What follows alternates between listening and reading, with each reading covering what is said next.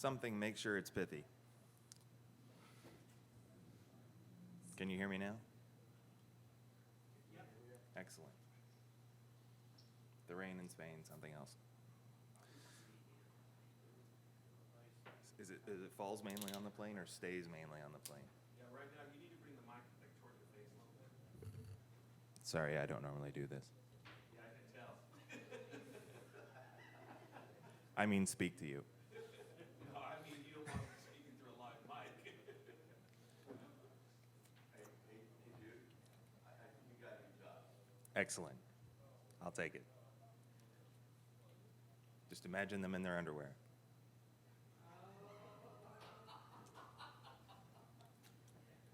Okay, I think it's time to go.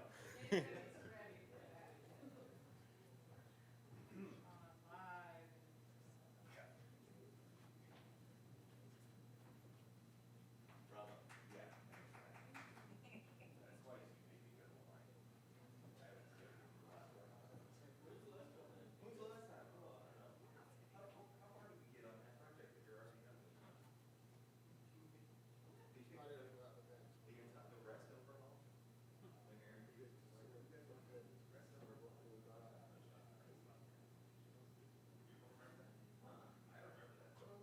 Tim, Bill, Aaron, Dan, Tom, Spill it up, or something like that. Thank you. See if it fixes that. Yep. Good. That was the last time I seen you. Should be good if you jump on the stage again. Check, check, check. 1, 2.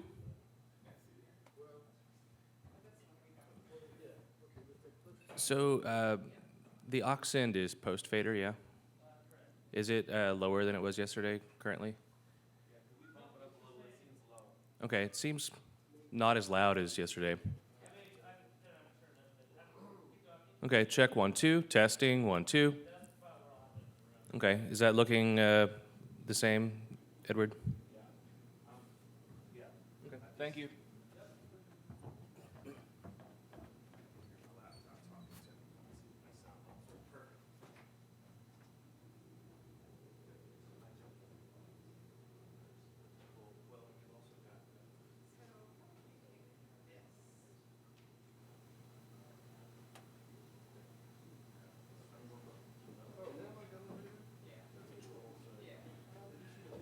Just for shits and giggles. Better safe than sorry.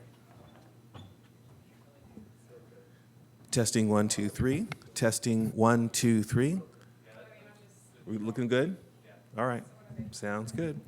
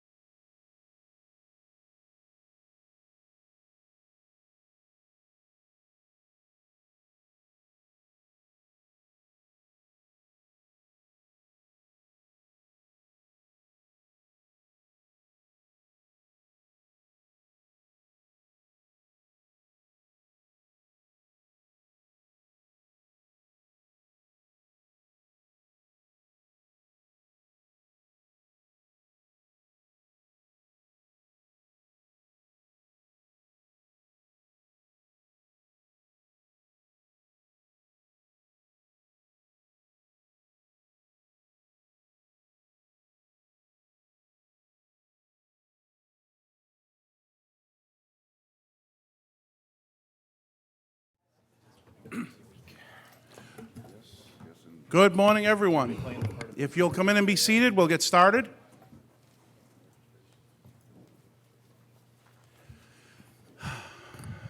I'm John Curran, President and CEO of ARIN, the American Registry for Internet Numbers. I'd like to welcome you to our ARIN 35 member meeting. This is open to everyone. It's not a policy meeting, it's a meeting where we handle the business of the organization. We have a couple of reports today.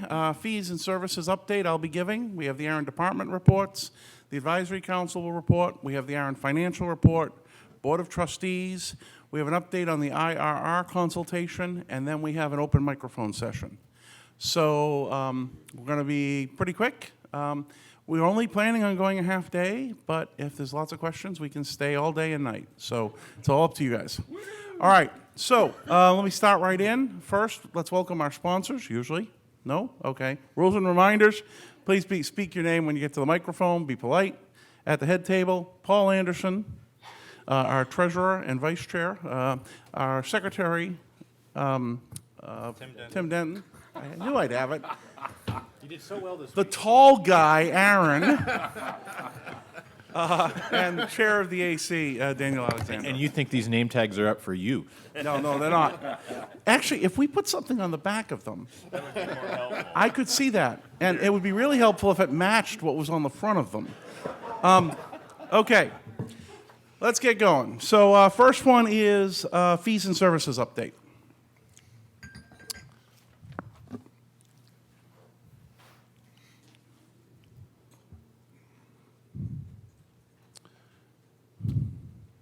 Okay, so going to let you know where we are in this process. First one, we had a fees service review panel. I think folks remember it. We had a community panel. We wrote a report, 40 pages long, that modeled 7 different options for where to take the fees, and had a good discussion of those. And at the October meeting in Baltimore, we had an online community consultation. We have basically 2 themes that have emerged. The community would like us to express support that the IPv4 fee categories should be lower for the small address holders and larger for the larger address holders. So spread out the category. And that's what we're going to look at, obviously. IPv6 support. We should encourage deployment with minimal IPv6 fees and avoid disincentives resulting in smaller allocations or fee increases. Right now, there's this weird dynamic where, yes, you can always get V6 if you have V4, and you don't have to pay anything more. But if you want to get the V6 block you want and not pay more, it might be a little challenging. So we're going to fix that too. So there were equally important from what we had consensus on was what we didn't have consensus on.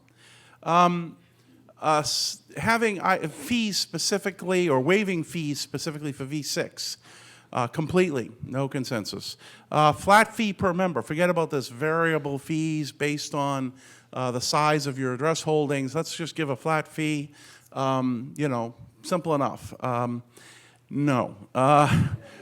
Transaction fee per transaction. Let's get nominal fees for everyone for maintenance, and then when you come into ARIN, you pay this good size transaction fee. No support. Algorithmic fees. There's another RIR that actually has some of that going on, where you put the numbers in and you come out with the formula, and everyone pays an extremely fair and proportional amount based on, if you believe that fairness is based on the size of your holdings. No support. A lot of folks noted that having their invoices change randomly creates a lot of fun with their accounting department. So those are things that didn't garner support. So the ARIN staff's going to work with the Finance Committee to generate specific proposal to address the consensus point, IPv4 fairness and IPv6 support. There's an open question. So we're actually thinking of modeling 2 different solutions that address those points. One would be with the existing ISP and end user fee categories. The other one would be Fairness Plus, eliminating the ISP and end user distinction and just literally looking at the total resources. And I guess we would either just model one or model both if people want us to look at it. Modeling both takes a little more time. There's some excitement when you do that. So I'd like to hear thoughts. Do you want to see that second option or not? It wouldn't, the only thing that really matters is more work and more time. So we're happy to do it, but if there's no support for it, we're also happy to give you something sooner. Microphone. Microphone. Fair plug between ISP and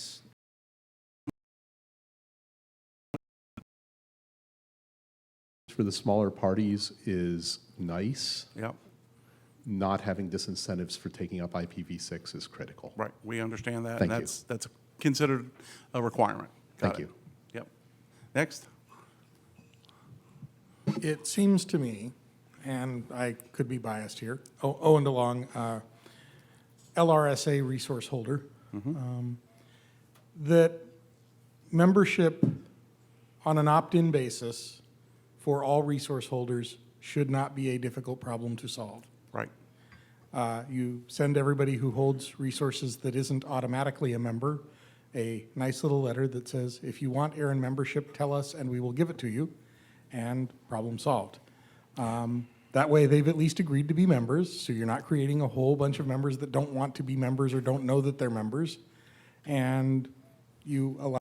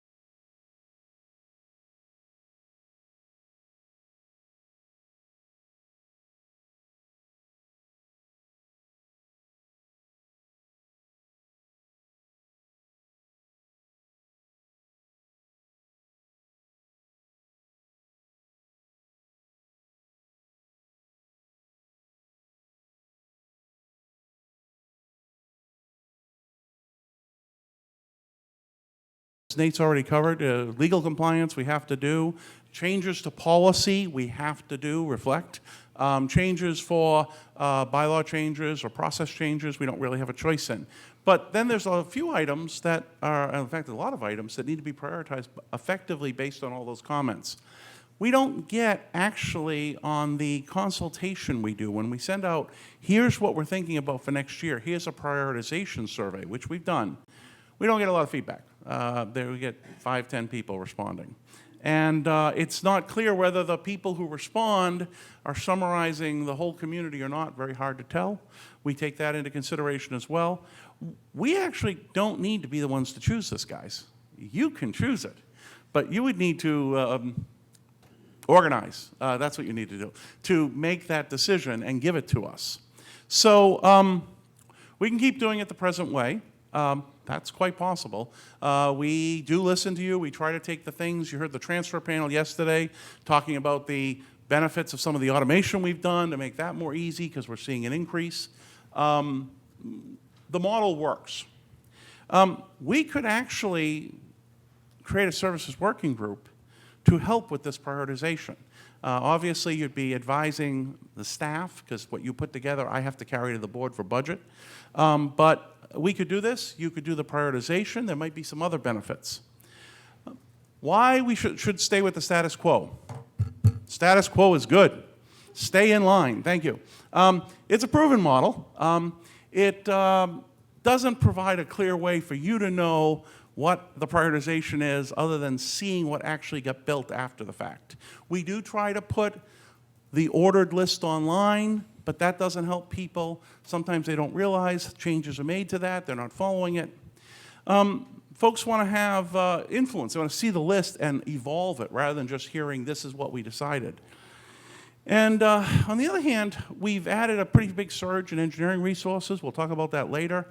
We are picking up on the backlog. I think I collapsed on the first day when someone acknowledged that we were catching up with the backlog, which is a good thing.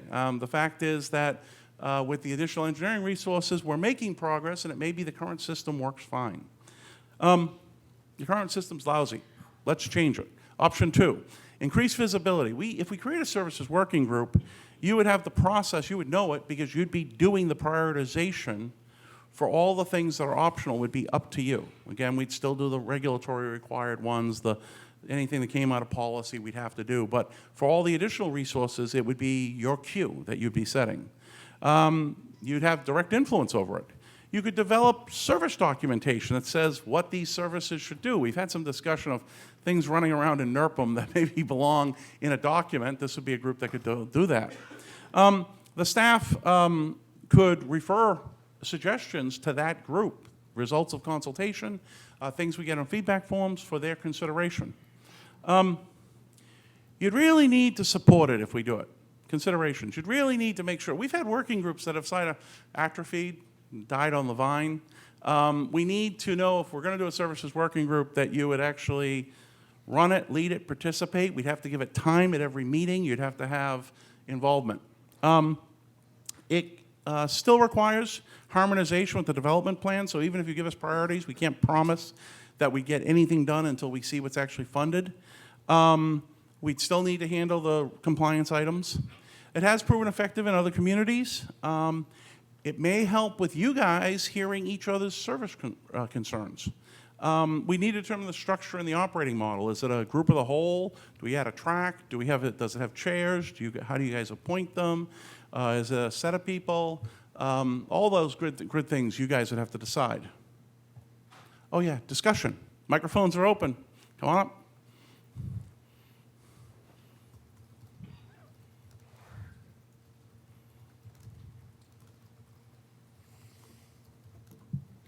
Jason Mr. Chiller, Shore. Google, ASOAC.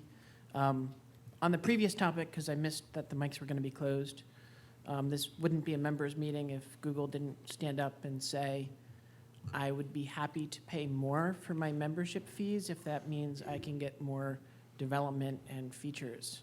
So noted. So I think a services working group would be great to have to try and focus the list of all the bug fixes and new functionality that people want.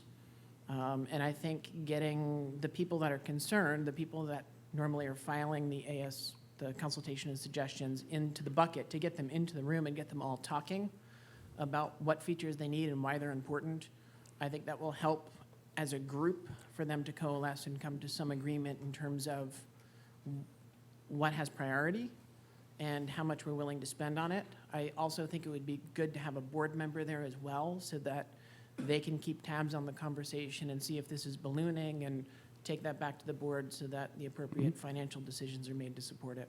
Yep. Next.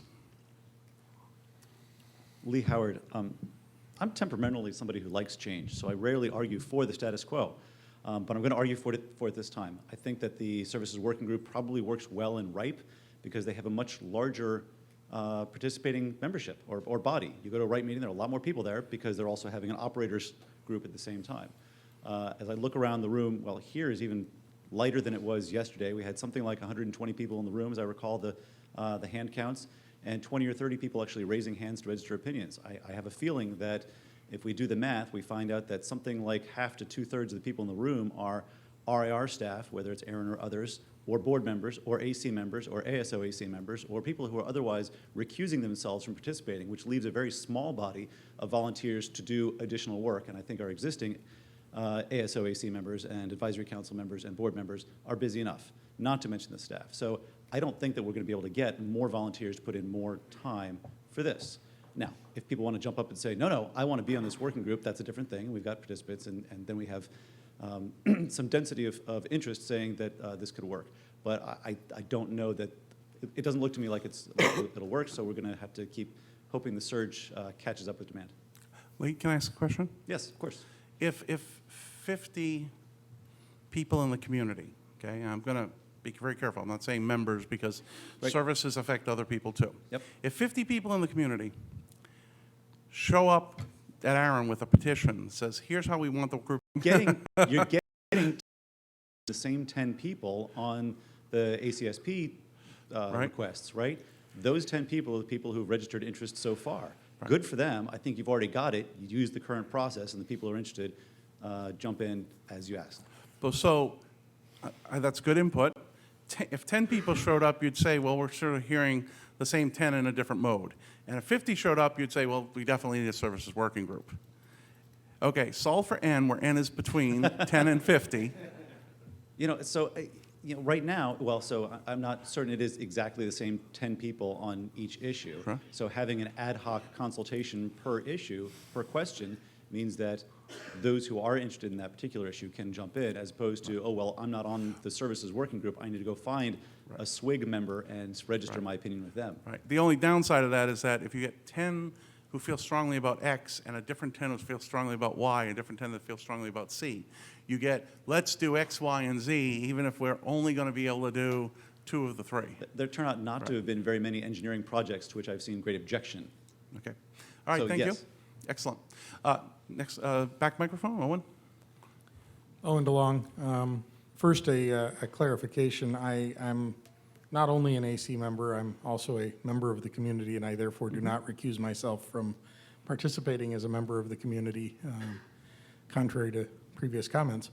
I'm fine with the services working group, though I agree with Lee. I don't see that it would necessarily provide all that benefit. If you organize it as a track, I have a concern in what you would put it parallel to, because I don't think there's a lot in the ARIN meeting that you want to pull people away from. And if there is, maybe we should take that out of the ARIN meeting anyway. I also have concern with adding it to an already time-constrained meeting, for example, what we have in October, where other priorities have eaten into our meeting time, and we're condensing everything, including elections, policy work, and everything else now into a day and a half, I think it is. 2 days. We'll take the whole second day. Okay. Adding an additional event to that, yeah, not so sure about that. Okay.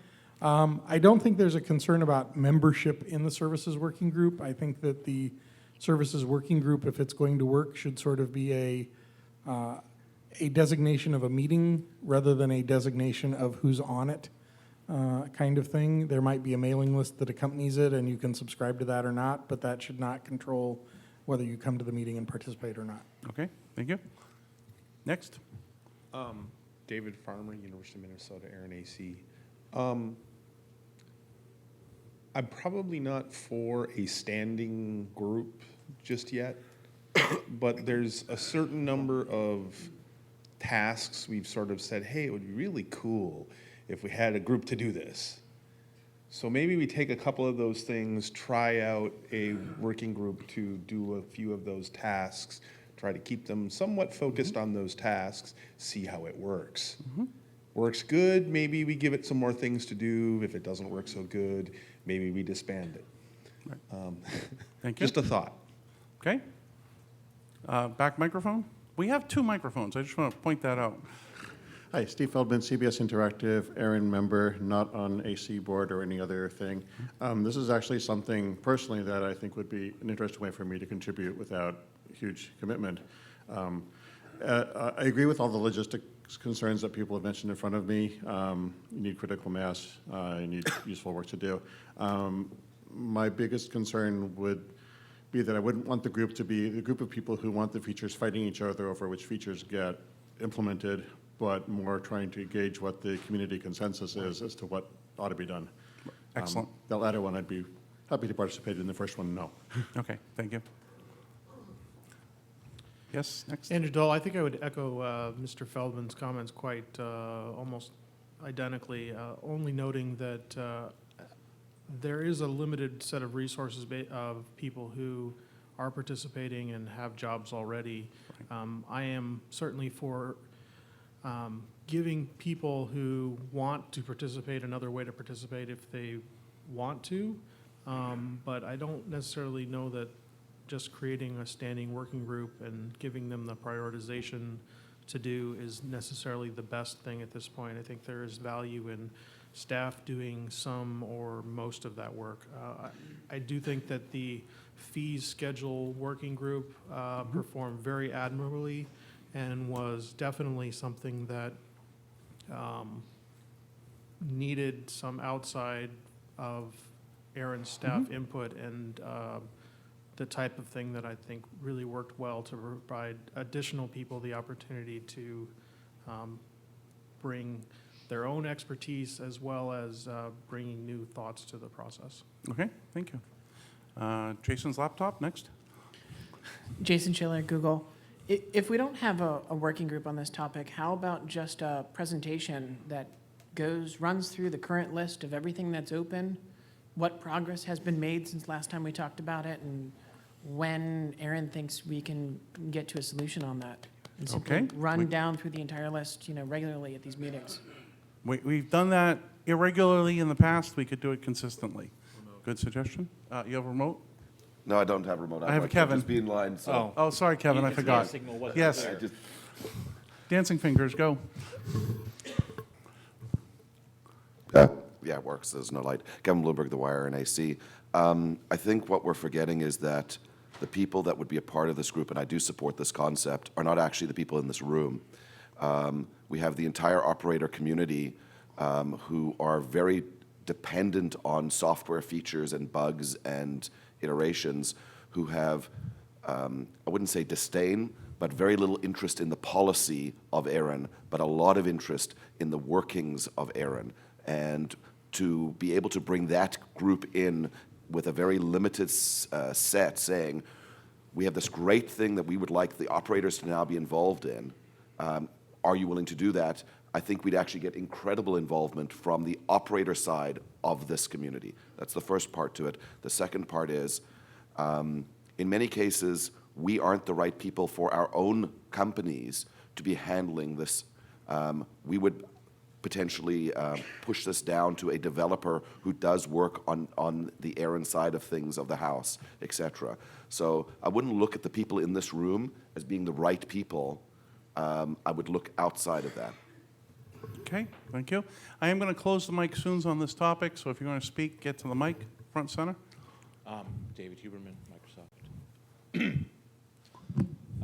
I'm really against this idea. I Okay. think we have a professional staff that's highly capable, I think I've been involved with this community, not you, the people Thanks. who work for you.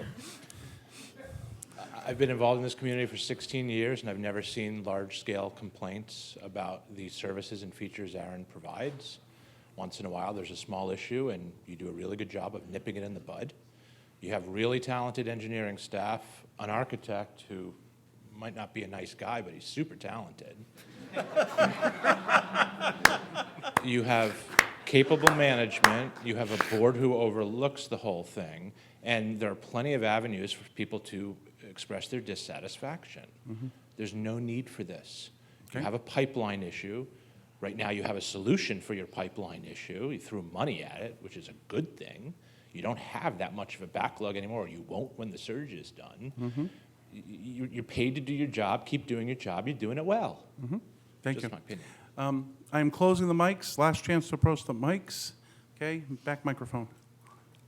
Sandy Murphy, Parsons. Twice now in this meeting, you have pointed to this services working group as a possible answer to some questions that came from the floor during the discussion of the removal of the reverse DNS. There's been a movement in a couple of meetings to take things of operational nature out of the NPRM as not numbers policy, but a strong support for the idea of having a separate document that would talk about the network operations, of the operational nature of what ARIN does. And I spoke about the service level agreement. If you're not going to have a services working group, do you have an alternative for developing those other things which are already identified as needed? Right. We would actually have staff slowly develop those and use the consultation process for review. So, yeah, we would be staying with the status quo. Oh, okay. Okay, thank you. Okay, so there are some people who have interest in this, and I don't know whether or not it's enough to say that there's progress to be made, but I want to make sure you all find each other.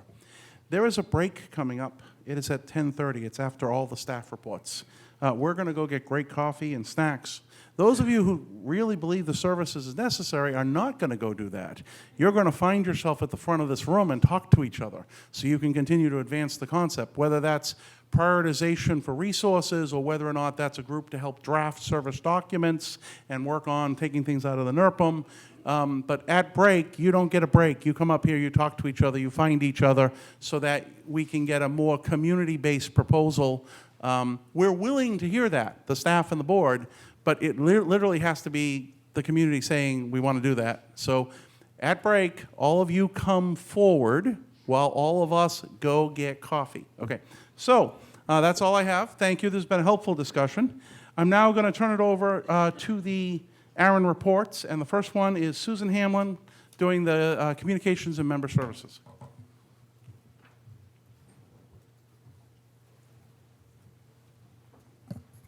Good morning. So, thank you. Quick update of what we've been doing, and just this is the team. Hopefully none of them need introduction except Mary Ryan on the top far right. She is our new additional meeting planner who came on board the first of the year.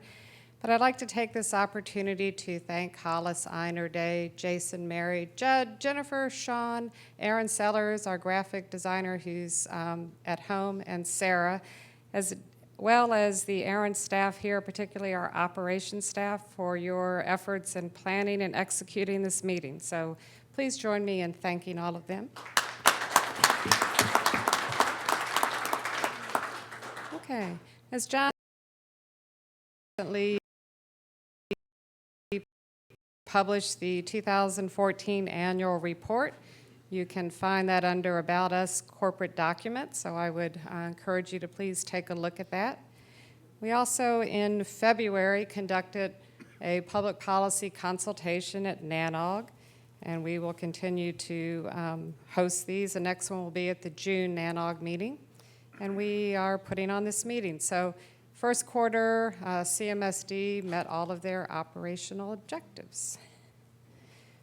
We continue to grow our outreach program. I think most of you are familiar with our ARIN on the Road program, which is a one-day event we take out to the community in locations where we're probably not going to hold a larger scale ARIN public policy and members meeting. So this is just a look at what we've planned for the rest of the year thus far.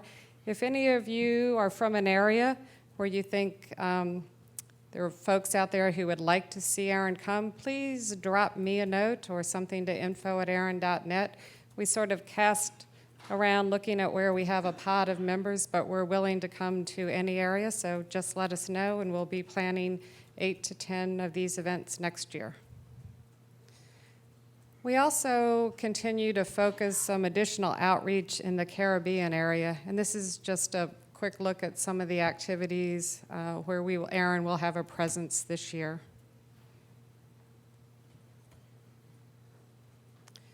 We also continue our outreach with IPv6. You all saw the Get 6 banner, and I'll talk about that in a minute. We continue to go to some trade shows, but we've backed off of that a little bit. We feel like we've gotten the need to get V6 message out to the ISP technical community. We're doing a little more outreach in the internet governance area. We like to send Kathy Hanley, John out places to represent ARIN, and we also send other members of staff when requested. So this year we've widened our Get 6 campaign. As I said, we feel like we've done a good job over the last 8 to 10 years reaching out to the technical community. So we're going out with a new message, aimed at enterprises, trying to talk to people about taking a first step to enable websites over IPv6. It's been an interesting message to develop. We have a public relations firm we're working with on this. We're aiming this at CEOs, marketing people, trying to get them to understand the importance and then go talk to their technical people. So this is recently launched. You'll find some new information and pages on teamarin.net. And part of that is we have a Forward Thinkers page. You'll see right now 2 videos there, one Vince Cerf and one our own John Curran. We're looking for folks who have implemented V6, many of you in the room who would like to share a quote, share a video. The purpose of this is we want to point people outside of our community to these pages so they get a better understanding. Maybe if we get enough people on the Forward Thinker page, but build some peer pressure. So if you're interested in participating or helping us with this campaign and have ideas, please reach out to us. And on the Team ARIN site this morning, you'll see an album of photos. So many of you were kind enough to pose and had fun with the Get 6 banner. Okay. We work daily with all the departments in the building, reaching out and hearing from the community about how we can give you the information you need. So some of the things we've done most recently, in fact, last week, we put up a new page on the website to talk about getting started to get your resources from ARIN. And you heard earlier this week that we are seeing many first-time customers coming to ARIN. These are small ISPs, maybe typically downstreams, who can no longer get space from their upstream. They're coming to ARIN. It's a little intimidating when you go to the page. There are a lot of acronyms, there are a lot of processes, there are a lot of things you have to do before you can actually request resources. So working with Registration Services Department, we've come up with some new documentation, and we'll be doing more of these types of things to help you and help the community interact with ARIN. Last year, we developed a Requesting Resources video, which guides you through the submission process, gives you an early indication of the type of information you're going to need. And we've had in less than a year about 5,000 hits on it, so I think people are finding it and using it. So website project. We took to heart and listened to the comments we received last year in the community survey. There were several areas that talked about the need to improve navigation, make things easier to find on the website. So unlike RIPE, who just finished their project, we are starting to discuss and plan ways to make improvements. One of the top things we're looking at now is a way to simplify a lot of the terminology in ARIN process and procedures, make them understandable.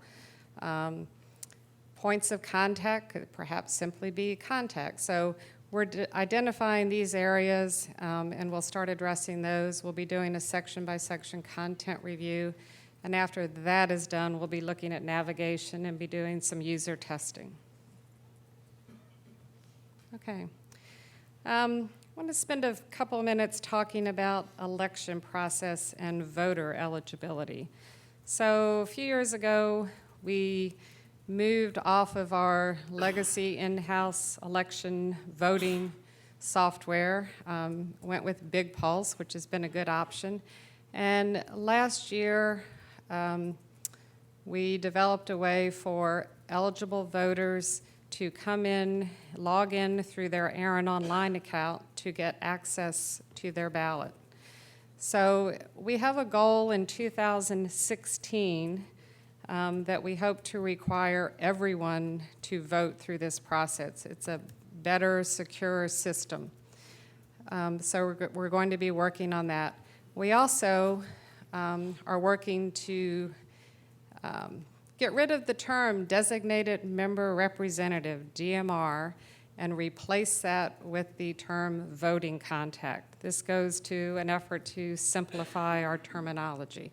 Anybody have a problem with that? Excellent. Okay. We also are looking to, in the transition this year, relax a little bit of our DMR/voting contact email eligibility rules. Up until now, the voting contact has been required to use the person's name, initials, and a domain that matches their organization name. We are relaxing the domain name part of this for this year. You'll be hearing more about it. That should make several hundred organizations now eligible to vote if they keep the same voting contact. And again, the goal through all this is to simplify the process, to bring the voting access in through ARIN Online with a goal of having every member organization have an eligible voting contact on record. So transition steps for 2015, and here I'm talking about preparation for the elections for the board and advisory council. The actual voting takes place in October. Nominations open in July, and there are some processes along the way where there's a voter eligibility cutoff.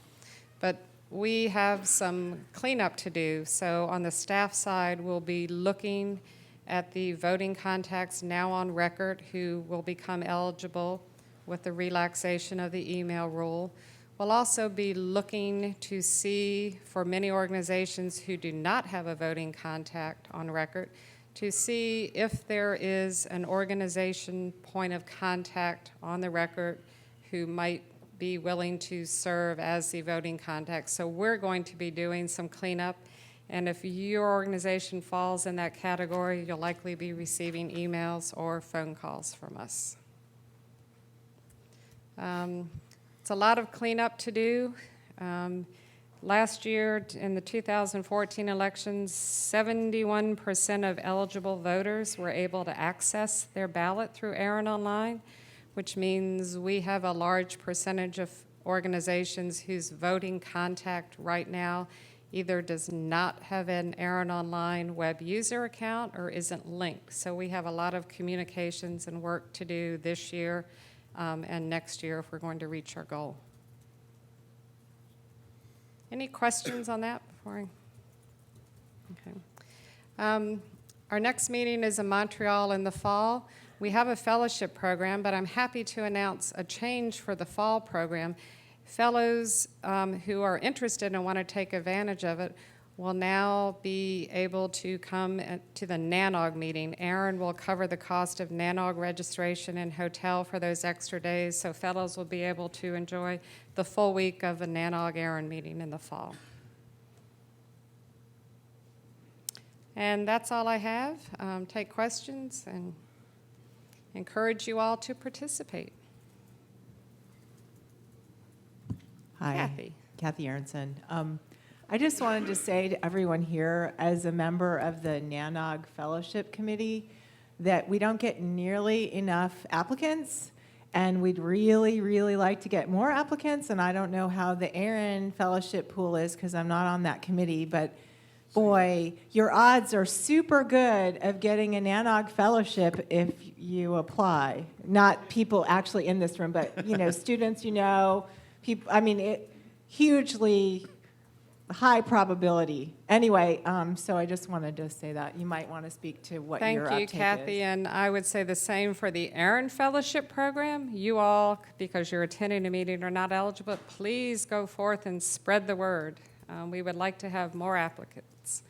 It would be a great problem if we had to go to the board and said we need to increase the number of fellows. So let's work toward that. That's great. Lee? Lee Howard, actually, related question. I'm disappointed that I haven't actually gotten to bump into and chat with any of the fellows at this meeting. I read their bios online and went, cool, these are great people to get input from, and bummer, my bad for not going out and shaking hands with more people. So you fellows who, I see several of you here, want to stand up? They're all here. Well, it's a Go great pleasure to find meet Lee you. at the break. And I can absolutely imagine fellows in the next meeting being on the small ISP panel that I proposed. That would be a great way to get some There you participants go. there. Fellows are not eligible to be a fellow again. Is that true? Once Correct. you've been a fellow, you've been to a meeting now, right? 5 years. You go. You. Actually, we didn't have we had our doors closed. In our closed-door discussion that apparently you telepathically read, we noted that the board noted the other day that it might be beneficial in order to help build capacity if we could allow fellows to from a region to attend multiple times if they've expressed interest and been good participants. And so that is currently something being discussed, and it will be, the fellowship committee will spend some time on that. Great. I don't know how to solve it because you don't want to just pay for this, a permanent scholarship fund. But Right. yeah, I'd like to. But one there and may done be some seems like too times much to where do. having someone attend a few times allows them to build the capacity and level of interest that would let them find their own support back home to do so. Yeah, good. Hi, my name is Albert Daniels. I'm the ICANN Engagement Manager for the Caribbean. I would like to recognize the important work that Susan and her team and ARIN has been doing in the Caribbean. I don't usually see a large number of Caribbean participants at your meetings, so I would say this on their behalf. The capacity building work that you are doing in the several territories is very important because there are a lot of new companies, new users to your processes, and your capacity building is very important, not only in the area of applying for resources, but also in other areas like IPv6, DNSSEC, and so on. Secondly, I'd like to compliment ARIN on ensuring that in your fellowship program there is always a space for one person from the Caribbean. And I definitely know our Caribbean fellow this time has been at all of the meetings, and he's been fully engaged, so we're hoping to see good things from him. And finally, I also want to recognize the collaboration between ARIN and LACNIC in the Caribbean region. For those of you who don't know, the Caribbean is approximately maybe 28 to 30 territories. 2/3 of the territories covered by ARIN, 2/3 of the population, 42 million, covered by LACNIC. So there are instances, for example, where you have companies which have territories from both providers.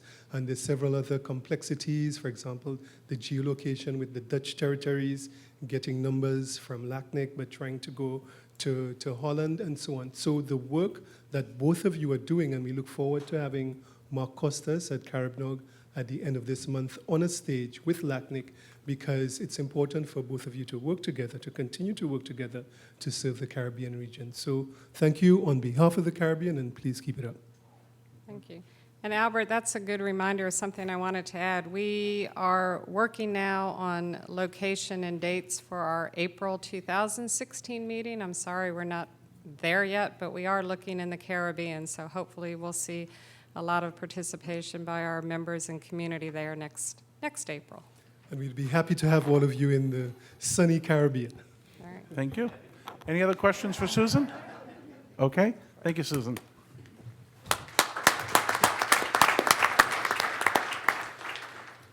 Okay, next up, we have the engineering report with Mark Costers.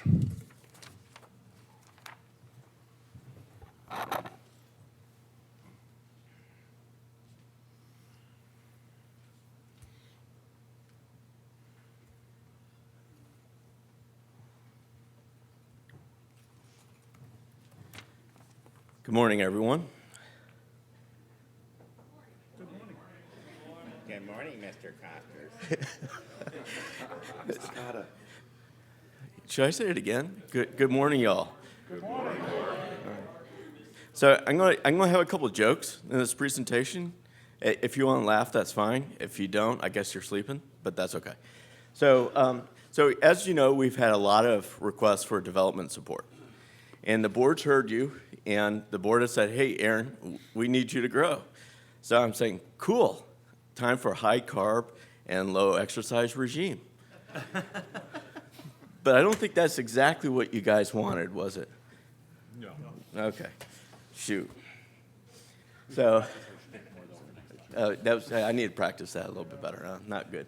Okay, so we're growing by 12 and a half FTEs here within engineering, 5 operations guys, 3 developers, 4 systems integration / QA people, and 1 part-time project manager. So let's go through this and see how we're doing so far and our efforts to populate the engineering team. Operations, unfortunately, we've not yet had very much success in this area. If you know some good systems administrators, network administrators, security dudes, hey, we'd love to see some resumes. So if anyone's interested, please come join our really cool crew. On the development, we've had a lot more success. We have 1 more slot available. We filled 2 of them, and that's going well. And also within software integration, we've actually grown by 4 and have 1 slot open as well. So you'll say to yourself, you look at the previous slide and say, wait a minute, I thought that you had only 4 SI people as part of the search. Well, we had 1 contractor that was open slot that actually moved into a permanent slot as well. So that's been working out really well. And what's important here is that this is starting to pressurize our development queue. So you'll start seeing some more development effort coming out of this. One of the things that we've learned through this process is it takes about 3 months, 3 to 6 months for engineers, a developer or a SI engineer, actually to get into the process and become fairly effective. Project management, Deb is actually our really capable project manager, and she's getting some additional help based on the additional workload as well, and of course me. The only way that this is growing is my tummy. Okay, so let's talk about, thank you for laughing. So let's talk about what we've done within ARIN so far. One is we've added pre-approval support and some transfer work. And one of the things that I thought that was pretty cool about the transfers panel discussion is that it's become easier for them to do their work. Now, we still have more to do, but this is something that we're trying to automate the best we can as we go through this, and frankly, we're learning a lot as we go forward in this process. We've made various improvements to the specified transfer listing service as well, mainly to give some more organizational visibility in the process. Now, here's one thing that's interesting. PGP. Has anyone noticed that we've changed how we did PGP? 1. Okay, so PGP used to be inline, which was not an RFC specification. Now it's actually RFC compliant, which means that it's actually an attachment. So you will see your signatures as an attachment. And we're going forward with this. Some you will see are signed, some are not. And actually what's really important for this, and that this has been mentioned before, is on POC validation. So everything that comes from ARIN now dealing with POC validation is PGP signed. We've done some other things in terms of improved membership support for Susan's team, and we also have moved a good bit of our facilities, production facilities, from our headquarters in Chantilly to our Colo site in Ashburn. And finally, our SAN, we've replaced that as well. We've moved from EMC to NetApp, and that's going well too. We continue to make fault tolerance improvements. There's various things that we've noticed as we go through this that we have single points of failure, and we're trying to fix that as well. And we have various other operations that we do as well. So OT&E. One of the things, I mentioned this in the last report, I encourage you to go back to your teams as well. Here's a great place for you guys to play. And we have basically everything except mail here in this environment. And we have 161 networks that are actually registered in this environment. To play here, you have to register. If you look at the OT&E website, you'll see that it looks like production, but it's not really because it has a little banner on each side and says OT&E on it. But this is important for you guys to actually do some testing. And this is a great place to do it, and you don't have to do it in production. You can see we have RegRWS, our RESTful API provisioning system there, our Who is RWS system there, our web interface, of course, ARIN Online, RPKI suite, which is important, especially if you want to do up-down testing, and soon RDAP. We'll put that in that system as well. IETF participation. Andy and I go to the IETF all the time. We go to this various working groups along with Kathy. We don't quite get the funny quips that she does, but that's all cool. CIDR is one of the big ones that we participate in. RDAP has now closed since the specifications are done. I'm sure there's more things to do there. ICANN, I'm part of the Security and Stability Committee, also the Root Server System Advisory Committee, and a technical advisory group, which always continually surprises me. Operational concerns, we've had a much, much quieter period this time. The last time you may recall, we had an UPS incident where our UPS failed. That was bad news. We had various ISP connectivity issues that were bad, mainly because of construction on a nearby highway. We since had sat down, for example, with our ISP, with Cox Communications, and sat down with their management and said, hey, you got to do a better job on letting us know when you have planned maintenance. And they've been extremely helpful since that point in time. So they've let us know when there's service affecting ones as well as potentially service affecting. And that's been very, very useful. We're also adding a second vendor to our facility, which is great. So we should have better and more redundant connectivity to our office. We are having some issues with our West Coast public-facing services site. Now, public-facing services sites are like Who is RWS, our FTP servers, IRR, et cetera. They're all out there on these public-facing services. And we have one on the East Coast and one on the West Coast. And the West Coast facility is kind of interesting. It's going through some transition. We're looking to replace that. We now have an RFP out there, and we've had actually a tremendous number of responses from vendors wanting us to take advantage of their facilities. So this is cool. So we're going to be moving that this year. We've had 100% uptime with our public-facing services, essentially since I've been there. Who's services include Who is RWS, DNS, our mailing list, and FTP. And we're also doing the same with RPKI. So the rsync server that RPKI uses as its way of you getting your RPKI information from us through the repository, that has been up 100% of the time.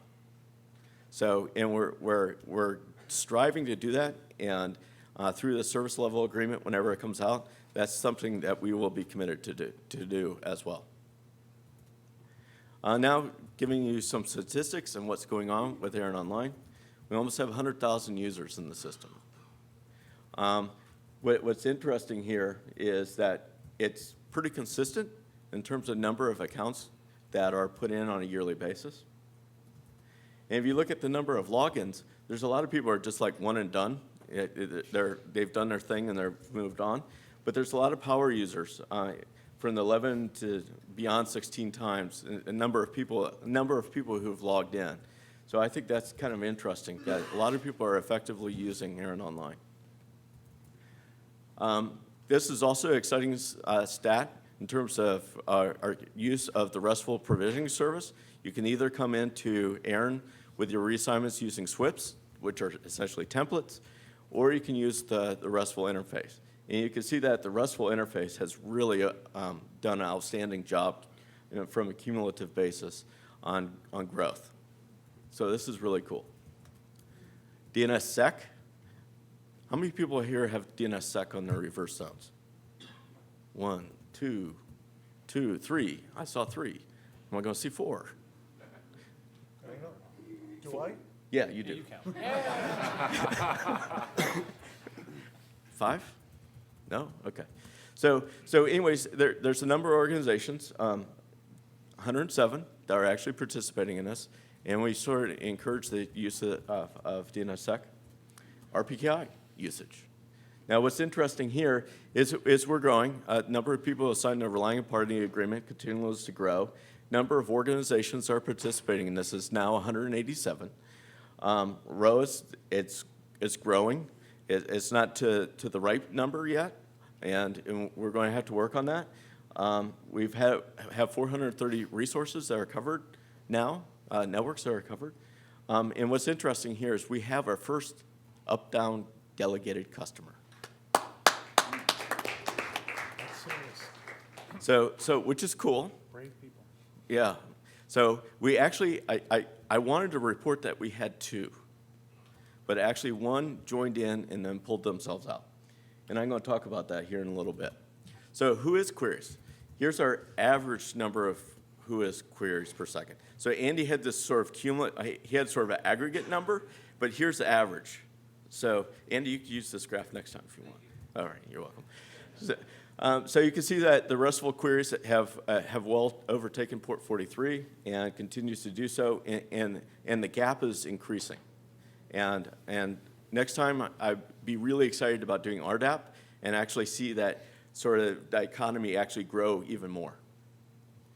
Who-is versus over V6? Now, this slide really shocked me. And it really shocked me because we actually got up to 12% of our total traffic for who-is actually over V6. Now, it kind of goes up and down. I don't understand that. But what's interesting, V6 is growing over V6. And this is cumulative traffic. I actually looked at our Excel spreadsheet and make sure I got it right. So it is growing, and which I find very interesting. IRR, we have slow growth there. Actually, after the consultation opened up, we had pretty much a surge of number of maintainers coming in the door. Routes and Route 6 objects, that continues to slowly grow too. IRR INET nums and INET 6 nums slowly grows as well. And one last thing I want to mention about the IRR. So I know a little bit about the people, as well as the ARIN staff, about the people that are using this. And a lot of the people that are using this are proxying on behalf of the network owners. So as we go through this, we need to figure out how they're going to be able to play in this. And John's actually brought that question into the consultation as well. So I know that a lot of you are very interested in doing this, but what we also need to realize that a good number of the customers that are actually using this system right now are not the holders, but people are doing this on behalf of the holders.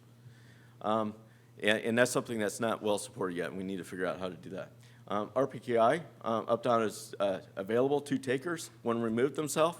One of the things that was a side effect of this is the one who did remove themselves, actually they went down, and one of the things that this looked like is the whole regional registry went down from their validator's perspective. And actually that's something that needs to be fixed. Because if a delegated customer goes down, that doesn't mean that the whole system went down or that particular tree went down. It's just meant that one customer went down. So we definitely need to look at fixing that. And that's not only the various validators out there, it's also our own monitoring system. We actually got alarms on this as well, saying, oh my gosh, things are down, this is not good, but it turns out we were fine. RDAP it's become a set of RCs, 5, maybe 6, depending if you talk to Andy. We have code written and tested. We're going to have this in our June 20th release.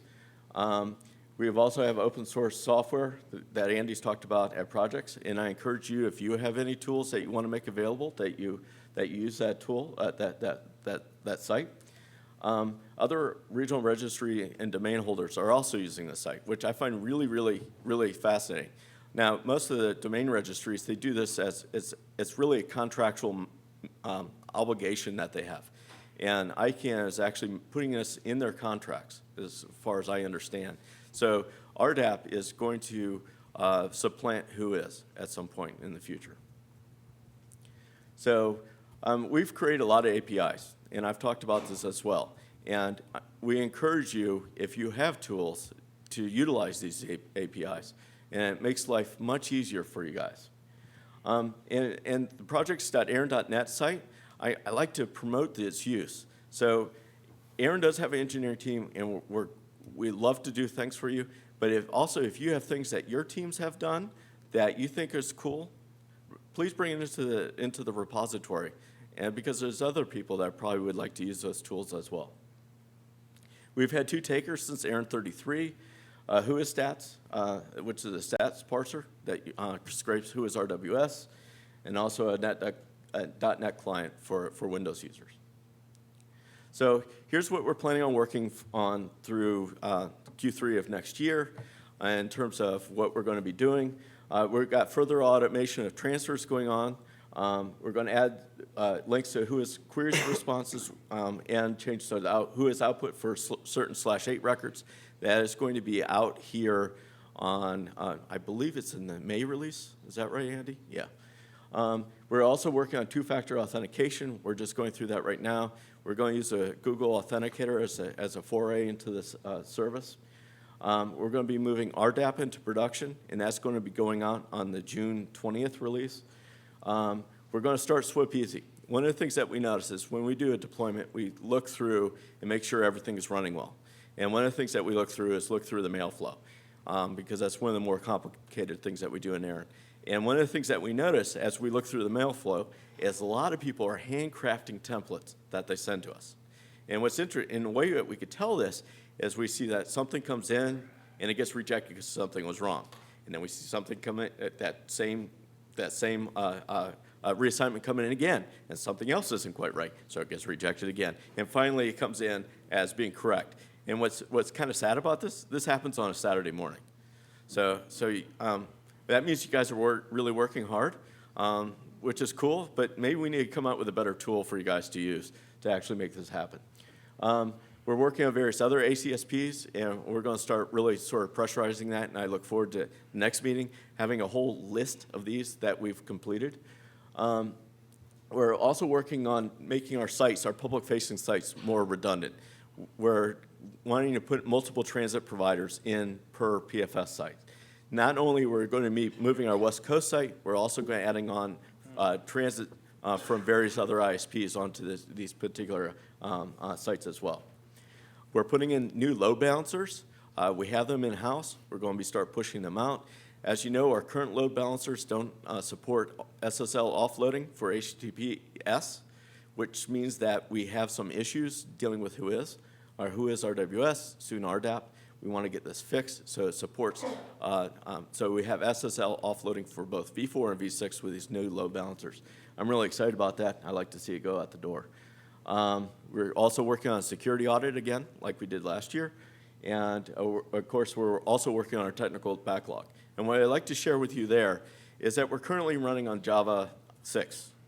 Java 6 came out in 2006. It was end of life in 2013, February 2013. It's something that we got to move beyond. And it's something that you won't see, but it's something that we need to do to make sure that we don't have security vulnerabilities, that we stay fairly sort of nimble with new software packages as they come out the door. So any comments, questions? Microphones are open. Mark?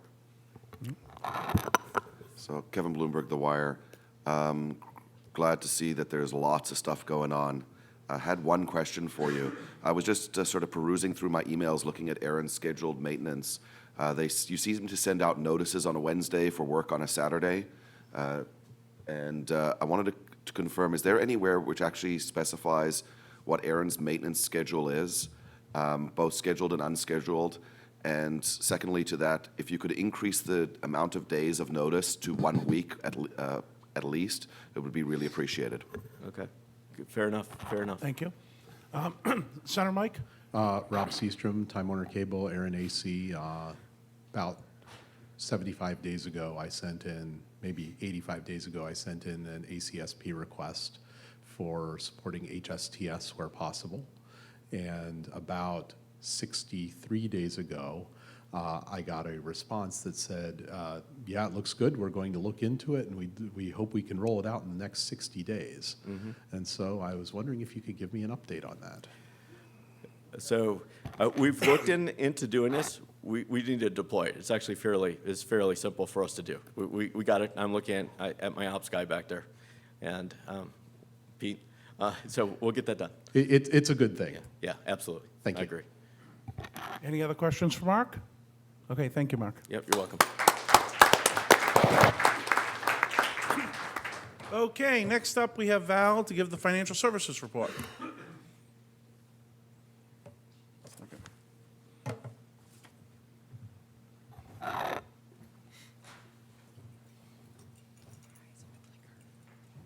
Good morning. I'm Val Winkleman with the Financial Services. I'm the director of that group.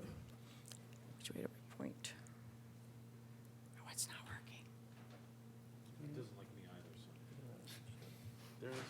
so. Okay. Now I need the next slide. Oh, thank you. Okay. I would like to talk about my staff. There are myself, and then Tammy Rowe is the accounting supervisor. And below her are 4 other employees. We've got Tanya, Amy, and Lindsay Norman and Amherst Wang. And Lindsay is our newest addition. She's only been with ARIN for about 4 weeks. And these are the people that send the invoices, apply the payments, take care of the RSAs, and when you call the billing help desk, you'll speak to one of these 4 people. And Tammy has been here since Sunday on the registration desk, so I hope you've had a chance to go by and talk to her. So she's here, and the other 4 are back holding down the fort while we are here at the meeting. Our financial audit for 2014 has been completed, and it's going through the regular approval process that we have at ARIN, and we're currently starting to work on the 990 filing, which is an IRS form for nonprofits. Payment types.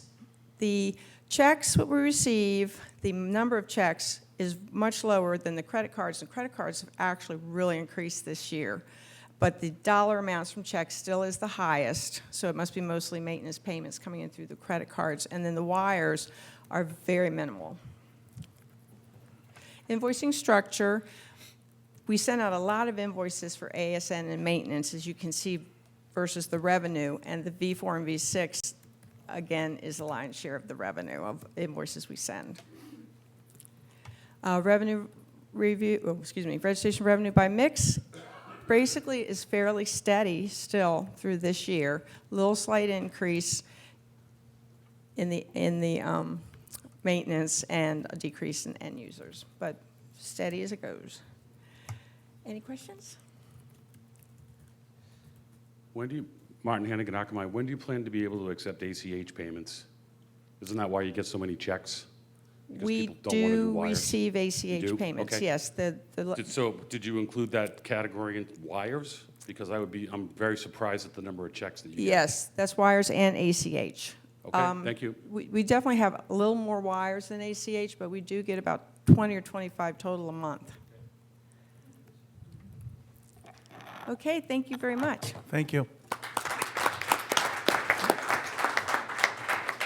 Okay, next up, I'll have ARIN come up and give the Human Resources and Administration report.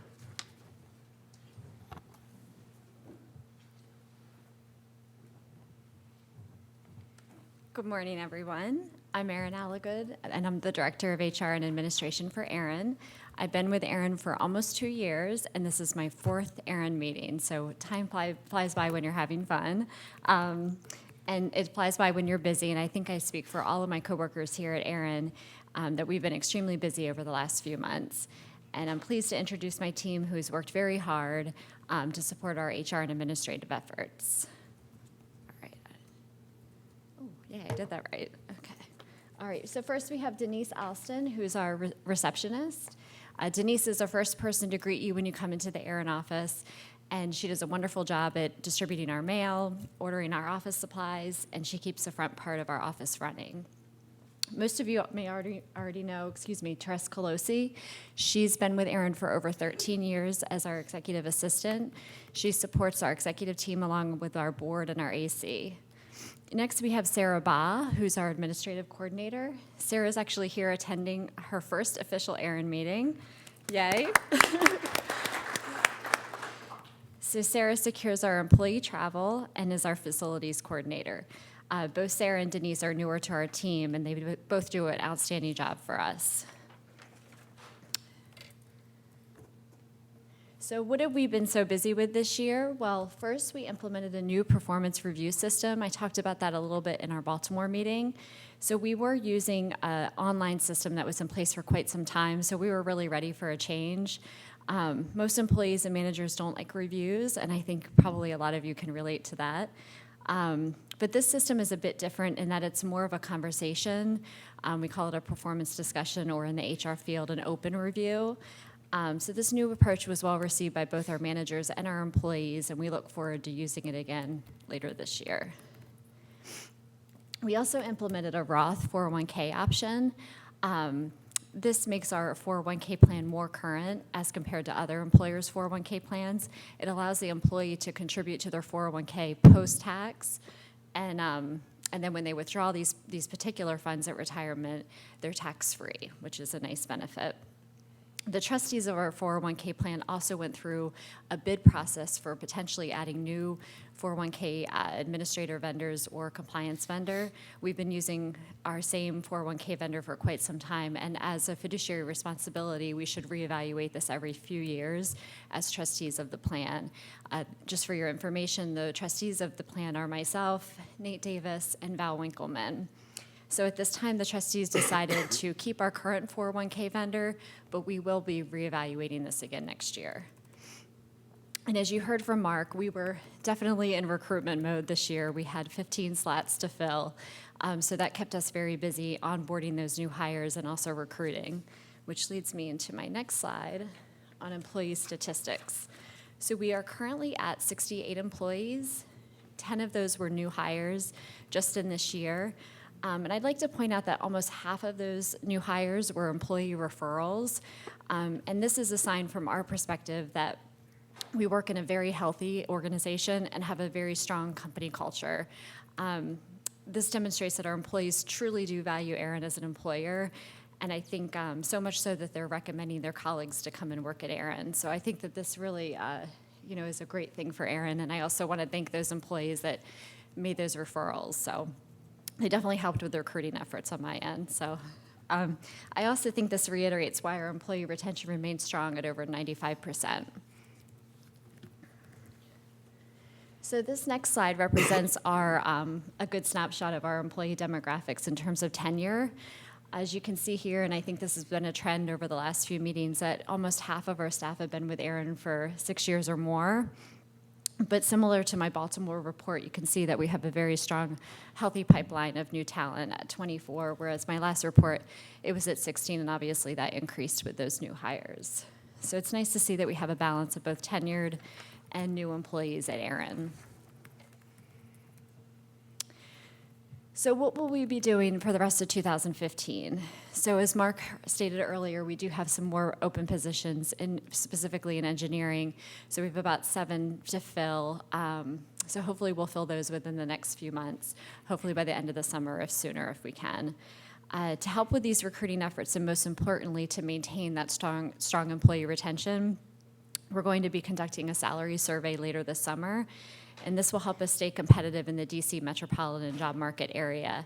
and ensure that our employees are compensated both within the demographics in which we live and then also in terms of their specific roles at ARIN.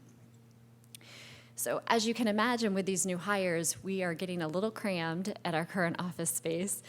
So we're looking at all of our options at this point. No decisions have been made, but we're potentially going to secure additional office space and/or reconfigure our current office space. So we should probably have some more decisions in the next few months, and hopefully I'll have more to report at our next meeting. So regardless of what's decided on our current facility, we will be doing some security upgrades to our current building, probably just adding a panic button in terms of entering into the building, to upgrading our Tyco system that we've had for a while. So to make a more safe and secure working environment for our employees. And thank you so much for your time, and I hope everybody's enjoying their meeting. Any questions for Erin? Okay. No? All right. Thank you very much. And for our final report before the break, I have Richard Jimerson coming up to do the registration services report. Thank you, John. I'm Richard Jimerson. I'm your Acting Director of Registration Services at ARIN. I'm going to give you the Registration Services Department report. First slide, we have a team of 10 very skilled, dedicated, and hard-working people inside the Registration Services team. Our Principal Analyst, Kathy Clements, our Senior Resource Analyst, Lisa Lydell, Principal Technical Analyst, John Worley, and Resource Analyst, Doreen Marafa, Sue Dobert, Mike Papineau, Eddie Diego, Sean Sullivan, Masuk Kwan, and James Ricewick. I've been working with this team for the last 6 weeks as the Acting Director of that department, and I can assure you that they put in very hard work for you. They take the policies that you have put in place, and they're very serious about implementing those on your behalf as the registration services staff at ARIN. I'd like to give a round of applause for this team.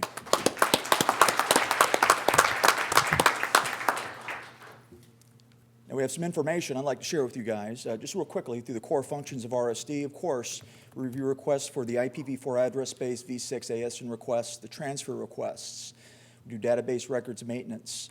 We do customer support. We have an Ask ARIN box. We have a Hostmaster and email box, and we review lots of different types of traffic that come in there. And we also have a telephone help desk that's open 60 hours per week. And we take all kinds of different calls from you on that help desk throughout the weeks, throughout the years.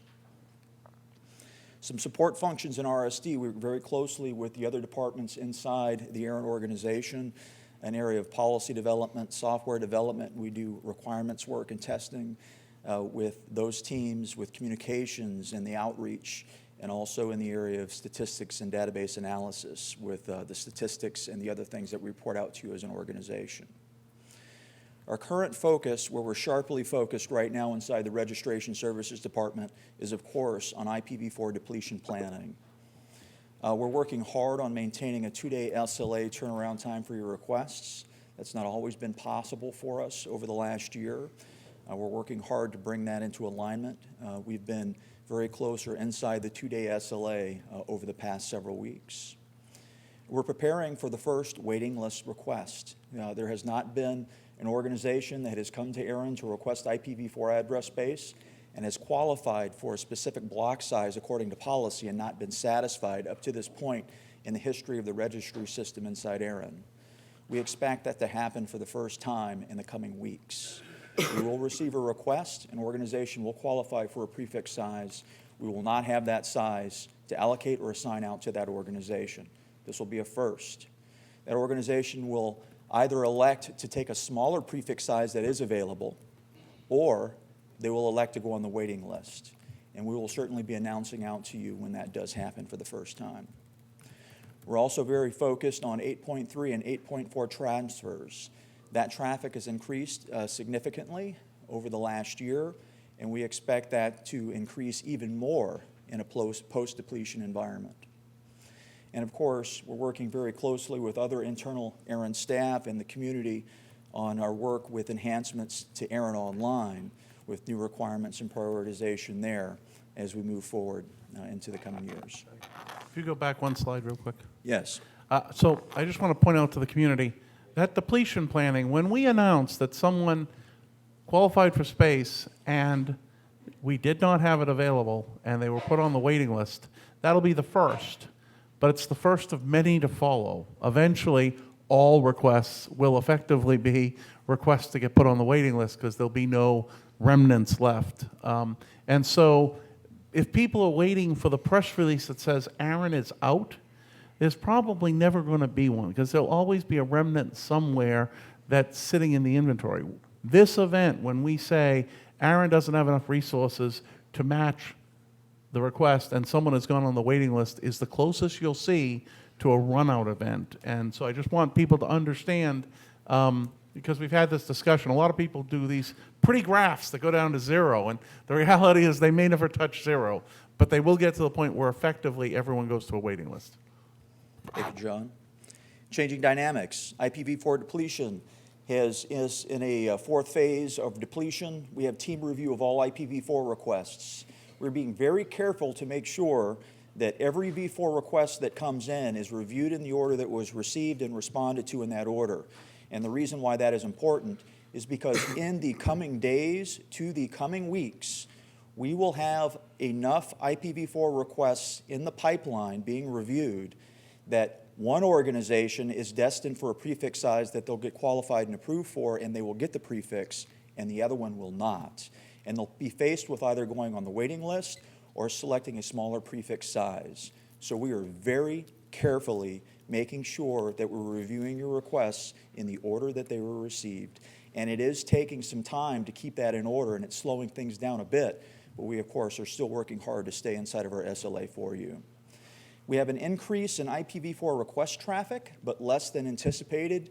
The large increase in request traffic for v4 really has to do with the fact that we've extended this allocation and assignment size down to a /24. We're seeing many requests from organizations that we hadn't seen before coming in to request IPv4 address space. This is a new customer profile that was talked about earlier. ISPs are directing their downstream customers to ARIN for IPv4 address space now, where before they had actually given it to them themselves. Multi-homing customers that they might have given a /24, they are now directing to ARIN because they know ARIN will assign a /24 to organizations. So it's very interesting, and we are spending more time and education on the telephone with them and in our email communications with them to get them acclimated to the ARIN organization and our processes to review their request, because some of them, quite frankly, have just never even heard of ARIN before coming to request that /24. There is an expected workload increase in the Registration Services Department at ARIN. We see that more legacy holders will become active in 8.3 transfers post-depletion. This is a very big deal for the organization. With 8.3 transfers, the recipient side of a transfer is pretty much the easiest part of the transfer. We're doing a 24-month needs assessment for that organization. The most work-intensive part of an 8.3 transfer is the fact that many of them will include having to do an 8.2 transfer first, merger and acquisition transfer to bring themselves in alignment, and there is an enormous amount of work in the chain of custody vetting, where we have one organization who became a registered organization in 1992, and their organization has changed several times over the year up to 2015, and that's increasing our workload significantly. Inventory, 0.24 of a /8 remaining. We have some other inventory that you should know about. This was reported if you were at Leslie's presentation on Sunday at the tutorial. We got about 19/16 equivalents held in quarantine right now. Most of what's in that quarantine is organizations that become late on their payments for the registration services fees. At a mark of about 127 days, we discontinue our services to those organizations. What we do is we remove the registration records from the database. When we do that, we place those registration records in a quarantine. They stay in that quarantine for 60 days. After that 60 days, the organization reach a point of being past due with the registration fees that according to the registration services agreement, we can revoke their resources. And so that's what that address space is. Most of those organizations do come back in after we remove the registration records from the database, and they do find the invoices and all of the communications that we had sent them, and they do pay their fees, and those do get returned back into the database for them. We have some reserve space. We've got the /10 held aside for 4.10. We've got about 218 24s remaining in the microallocation pool. We got about 816 equivalents needing further research. These are addresses that have been reclaimed over the years that we've taken back in, and we're in the process of doing a research project right now to see which ones of those that we returned back into the free pool. So for instance, a point of contact may have came to ARIN 3 years ago and said, I am returning this /16 to the ARIN organization. And we reached out to them and we asked them for documentation from an officer inside the organization saying that it's okay that this happened. We did get a piece of paper, but we're going to do some further research and we're going to make daggone sure that that organization does not need that address space before we place it back into the inventory that's being worked right now. Yes. The bottom of the barrel is the most interesting taste. Yes. There is things down there that get very colorful. If you have a question on that item, I'll leave it up on the screen. Jason Schiller, Google. Would it be helpful if some of the providers here in this room offered to route some of that space for you to black hole it to make sure if something's going to break, we could break it sooner for you? It could be. So Let's think about that. We'll think about if it. that would help you, I'm sure we could do that for you as other people could. Thank you. These are the prefix sizes we have left. The people in the community who could qualify for a /11 are probably in this room right now. 2 of you submit a request today. 1 of you will get it and 1 of you won't. Same thing for a 12 after the 11 is gone, and so on and so forth. Cash donations accepted, right? No cash donations Damn. accepted. I won't even joke about it, sir. The position that we're in right now is that in the coming weeks, at the most, to the coming months, on the short side of months, we will be at or below the /16 level. We will have nothing larger than a 16 to issue to your organizations. Once we hit the 16 level, it is a fast burn to the 24s. Once we only have the /24s left, those will go pretty quickly. We're receiving a lot of request traffic for /24s inside the organization right now. It is very likely by the time we meet again in October, ARIN will have no inventory other than the /10 that we have set aside for IPv6 transition. It's happening now. It's finally happening. IPv4 RSA coverage. Someone asked us to actually provide this slide. Here's current RSA coverage for all the /24s in our database. Standard RSA, 43% of the 24s in our database are covered by that RSA. LRSA, 8.9% of everything in our database in 24s is covered by an LRSA, and the rest is not covered by an RSA at all, and that's largely what's called the legacy resource space inside our policy discussions over the years. Total organizations served by ARIN. It's important to know that we've got just around 5,000 ISP subscribers or members of the ARIN organization.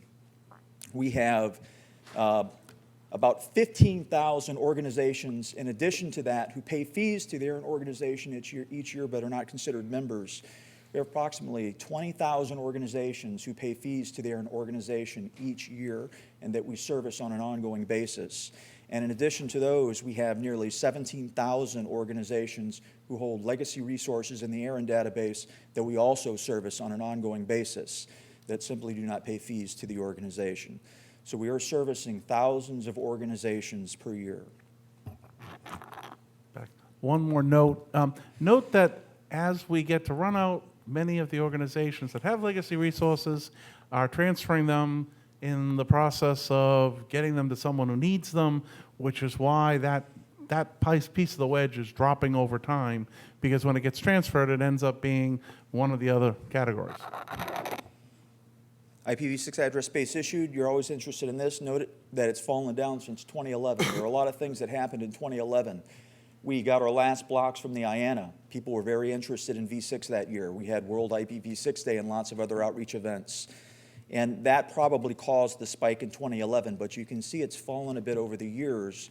We expect to see that turn back around here again soon. Is that actual allocations or the size? These are IPv6 initial allocations to ISPs and IPv6 assignments issued to organizations, regardless of size. If you're interested in seeing another view, Leslie used the slide in her tutorial on Sunday. For those of you who couldn't see it, I think it's a very interesting slide. Dark blue, IPv4 only members. Light blue, organizations who have V4 and V6 who are members. That is climbing. And soon we're going to have more organizations who have both than only have one. Transfers, we've only got one more slide after this one. I want to spend a minute on the transfers. Of course, we do inter-RAR transfers between the ARIN region and the APNIC region right now. We have completed 63 of those to date. Transfers from the ARIN to the RIPE region and vice versa will begin very soon. The policy has been passed in the RIPE region, and we will begin those once they begin their implementation on their side. Last month, we approved 65 transfers at ARIN, if you consider all types. That is the most that we have approved in a month with transfers in the history of the ARIN organization. The number of transfers we are receiving are going up. Future for transfers, RIPE region experienced a large sustained spike in transfer request traffic following depletion. We expect the same will happen in the ARIN region. Just one more thing about transfers. Each year, or every 2 years, the ARIN organization has an auditor come in and audit RSD practices and procedures. We've done that twice. We do it on odd years. 2015 is a year that we have the auditors coming in again. They're going to audit the Registration Services Department practices and procedures. We have specifically asked the auditors this year when they come in to pay close attention to what we do with transfers. They're going to take a detailed look into our transfer practices and procedures this year. So I wanted you to know about that. My last content slide, telephone help desk. We staff this from 7 a.m. to 7 p.m. 5 days a week. We get about 750 telephone calls each month. And the most common topics that we get on the telephone are point of contact validation, as described in the policy experience report earlier this week. Of course, request status, ARIN online use, and contact updates. With that, I'd like to thank you and take any questions that you have. Senator Mike? Lee Howard. So I can imagine, so John, you said that when we have, when the first organization's qualified, been approved for an allocation, but there isn't one, that they'll be put on a wait list, and ARIN will make a big to-do about that. I can imagine the organization declining the offer to be put on a waiting list because they have a need for addresses that ARIN can't meet, and they're going to take that request and flip it over to the transfer market and say, well, let me go get addresses there. They may in fact say, never mind, let's start over and get me pre-approved for a two-year allocation rather than the 3 months you approved me for. Right. I would hope that ARIN would still let us know when that happens. I think that already had. Really? Yeah, I believe organizations have already looked at the pool and said, that doesn't meet my size requirements, thank you. I was also going to say that I think that from very large organizations, I know of at least one, I think two, that are no longer going to ARIN because they're going to the transfer market and no longer qualify for 3-month allocations. Right. Yeah, that's kind of interesting. So, so I'm telling you, it has happened. It has Congratulations. happened. Okay, so ARIN's out. Good. We're approaching, depending again on your definition of out, we're somewhere in that zone. I would also like to ask that as each of at least the /11, as we work our way down from 11, 12, 14, I guess when we break up the 12, we'll get some more 13s, but do a tweet or let us know when the largest, the next bit, not all the way down to 24 is probably fine, but I do think that we probably will get down to those last 24s fairly quickly, maybe not in the straight line that I've been showing as one of the people who shows those lines going to zero. Maybe not on a straight line, but since you are getting so many more end users coming in and asking for /24s. So there will still be the ARIN is out party. So if you ignore the /10 for transition. Right. ARIN is out becomes an interesting event because you still have things that are coming back in pretty routinely for lack of payment. And those come in. We also have the IANA, for some reason, has a lot of space it's giving back to us after we gave back to them and as part of global policy, and that will be coming back. So if you actually ask about the long tail, it's zero may not happen as a very clear event. Or if it does happen, it may be immediately followed by more space back in the queue. So I guess multiple times. So I need an event that is ARIN is out. The closest. I don't care what the definition is. I Okay. need an event that can hit the press that says that. The most important one you're going to see is someone saying, ARIN didn't have enough resources for this, and I'm on the waiting list. And we will do a major announcement, press release, the whole thing. And as Richard said, I'm glad it hasn't happened this week, but it's weeks away at best. Yeah, it's and not many. Thanks. Thank you. Senator Mike? Sandy Murphy Parsons. My thanks to whomever it was that requested the slide about the legacy space, because it's something I've always been interested in. Yep. Looking at the two figures that the last time this was presented was in October of 2012, and now the legacy resource picture has not really changed much, and it's not. You talking about in space covered or in organizations? Space covered, number of organizations, and people who've signed LRSAs. Oh, so recognize that, again, you won't necessarily see an LRSA signature because when the party is doing a transfer, if there's nothing left, there's no reason for them to have an LRSA, Yes, and we can right. accommodate that. Right. But all There's three no figures are new interesting. legacy resources being minted, and transfers end up moving them to the other category, so it will deplete as the transfer market takes Right. up. Well, that was actually one thing that I wanted to ask about. You and I may need to consult about the figures, because in October of 2012, you reported 15,559, what do you call this? Organizations, I think. Yes, total organizations served by ARIN, and now there's 16,890 legacy. And I didn't think there was such a thing as minting new legacy, as you said. So there's some Send me that, and I'll take a look at it. There is a situation that can occur where organizations our count of organizations becomes more accurate as we learn more about what's happened to their legacy space over time. But that should be tens, not hundreds. So send me the accounts, please, and I'll look. But just in general, it's was 50%, now it's being quoted as 45%. Right. That's a huge amount of the address space in the North American region that isn't Yeah. under a regular agreement and isn't subject to some of the services that ARIN provides. And there doesn't seem to be a huge uptake in Yeah. joining up. This transfer market is the only hope that we have. The transfer that market. the address The space transfer market is going the to only hope become- we have, that's correct. If you think about it, the board opted to provide services to legacy holders, and the vast majority of services they need are provided for free without an agreement.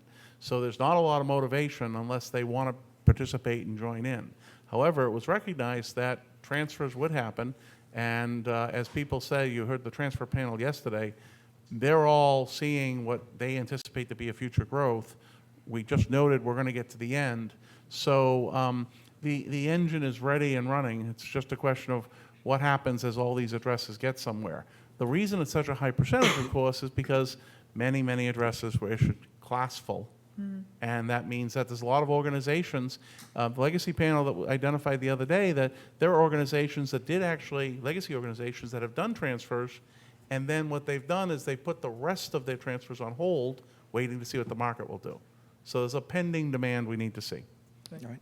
And we have a question from Jabber, I believe. Yeah, from Jabber. Chris Spears, ORA Net. Do you know how many legacy resource holders are also ISP or non-member customers covered by RSA? That is, how many legacy orgs are really in the fold already? The count, go back, Richard, on your slides. 1, 2, 3, 1, 2. Okay, that's organizations. So that one. That's the count by 24s. Go forward. That's the count by organizations, but not RSAs. Neither of those give me what I want. Okay, so if you go back one, we'll look at it by 24s. That's the coverage by number of 24s, but in terms of agreements, it's approximately 500 agreements. It isn't a very large number. So the stats on membership are actually on the website. It's about 500 of our organizations compared to 5,000 ARIN members.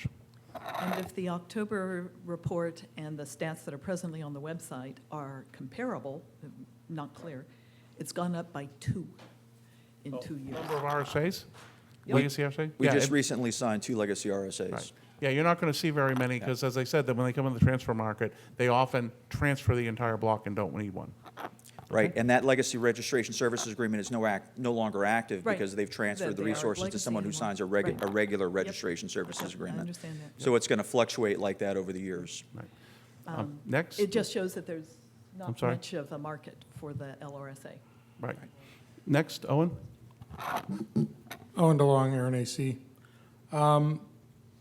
I think the question you answered is not the question I understood Chris to be asking, which was, to what extent are there organizations that have both a legacy relationship with ARIN and a non-legacy relationship with ARIN for the same organization, even though they have different org IDs?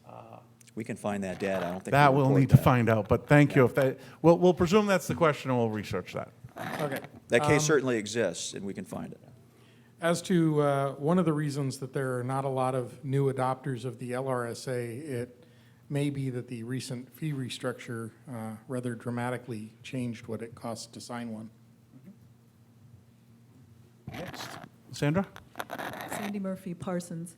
I had another question and comment concerning transfers.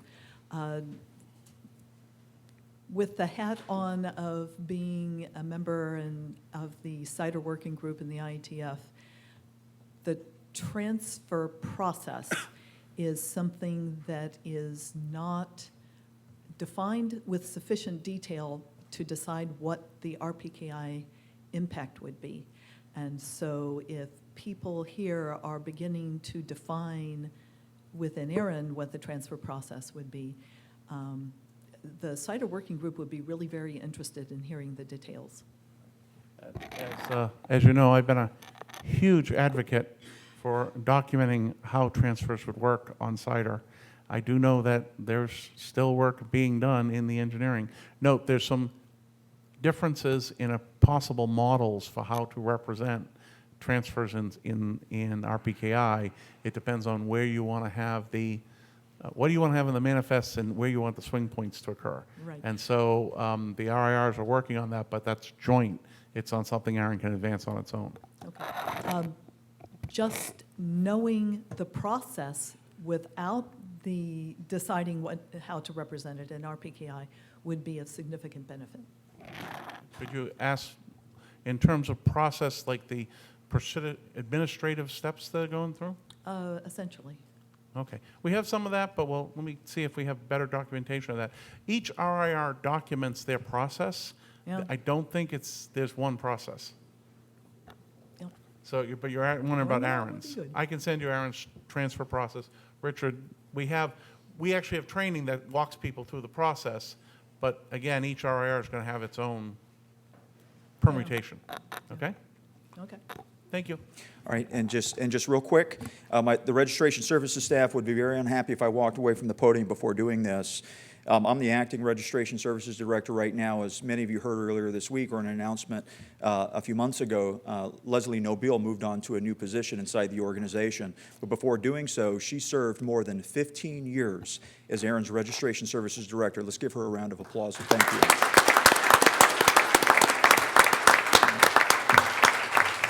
Thank you very much. John.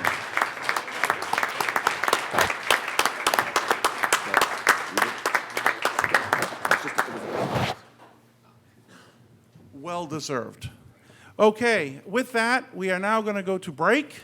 We are running a little late, so we'll let people have till 11:15. So we're at refreshment break. Everyone, coffee outside. If you're interested in services and you want to talk to other people interested in services, come up here, gather near the front, and talk to each other. Again, we'll resume at 11:15.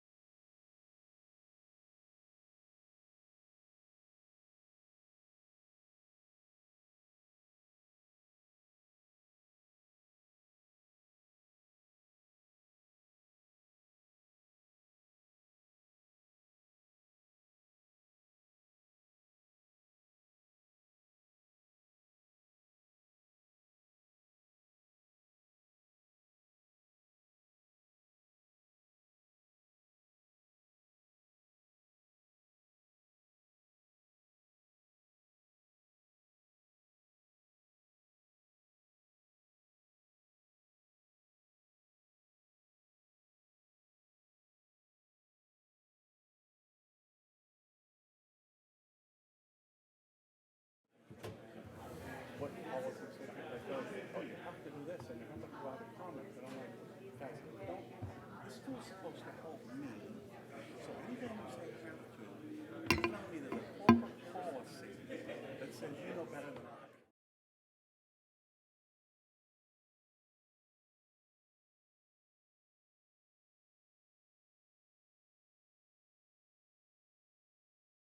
I. Okay, folks, we've given you all this extra time, and now it's up, so get back in here.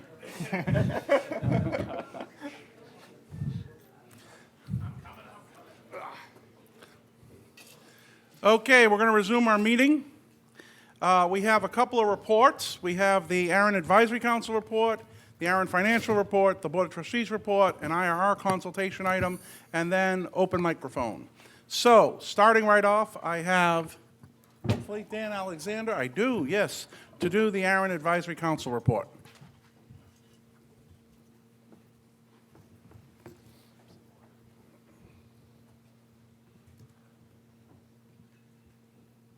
Hello all, welcome back. By now, hopefully you've all had at least one or a couple conversations with some of these people pictured here. These AC members are here to, help the policy development process, and hopefully you've given them all sorts of feedback and opinions to consider. Because our main role is to facilitate the PDP, and we have a couple proposals that we've discussed this week, and our day is just started because after this meeting is over, we all have to get together and review everything that was discussed the last few weeks or last few days and determine the next steps for each of them. There were 22 proposals submitted last year. 7 were adopted, one's currently pending adoption, 9 were abandoned, and there's currently 4 recommended drafts with 1 draft and 1 new submission this year, which were those were the 6 that we discussed over the last few days. Actually, looking through the emails, one good outcome of a lot of these discussions is that 1 new proposal so far in 2015 is now about 4. There were several proposals just submitted this morning, so the workload has increased. It's interesting, being only in this chair position for a few months now. John Sweeting gets a tip of the hat for some of when you look at the amount of work that he helped the AC move through over the last couple of years. I'm probably one of the few people who can truly appreciate everything that he went through. So he's not in the room, he had to leave, but yeah, We he can gets applaud he gets a John. tip of the hat. For John's excellent effort. In addition to the policy development, we also help out with the fellowship programs, and I wanted to say thank you to those fellows who are here. Glad, it's nice to have you participating, and hopefully we're here to help you out and answer any questions. We did a really good meeting. We also help out, the AC helps out with the outreach program, which Susan mentioned earlier. We don't participate in every outreach event, but we're basically at their disposal when they need AC members to help with the education or to participate in the different events. We participated in one, I think it was in February. Heather Schiller helped out in Orlando, and we've got 5 more currently scheduled. Then we do other work with nomination committees, and we're basically at the disposal of the board for whatever work they need us for. And I just wanted to say, for all that work, thank you to those AC members. It's definitely a lot of work, and since they are all volunteers, it is appreciated. And thank you to all of the members for letting us serve. And I'd be happy to answer any questions.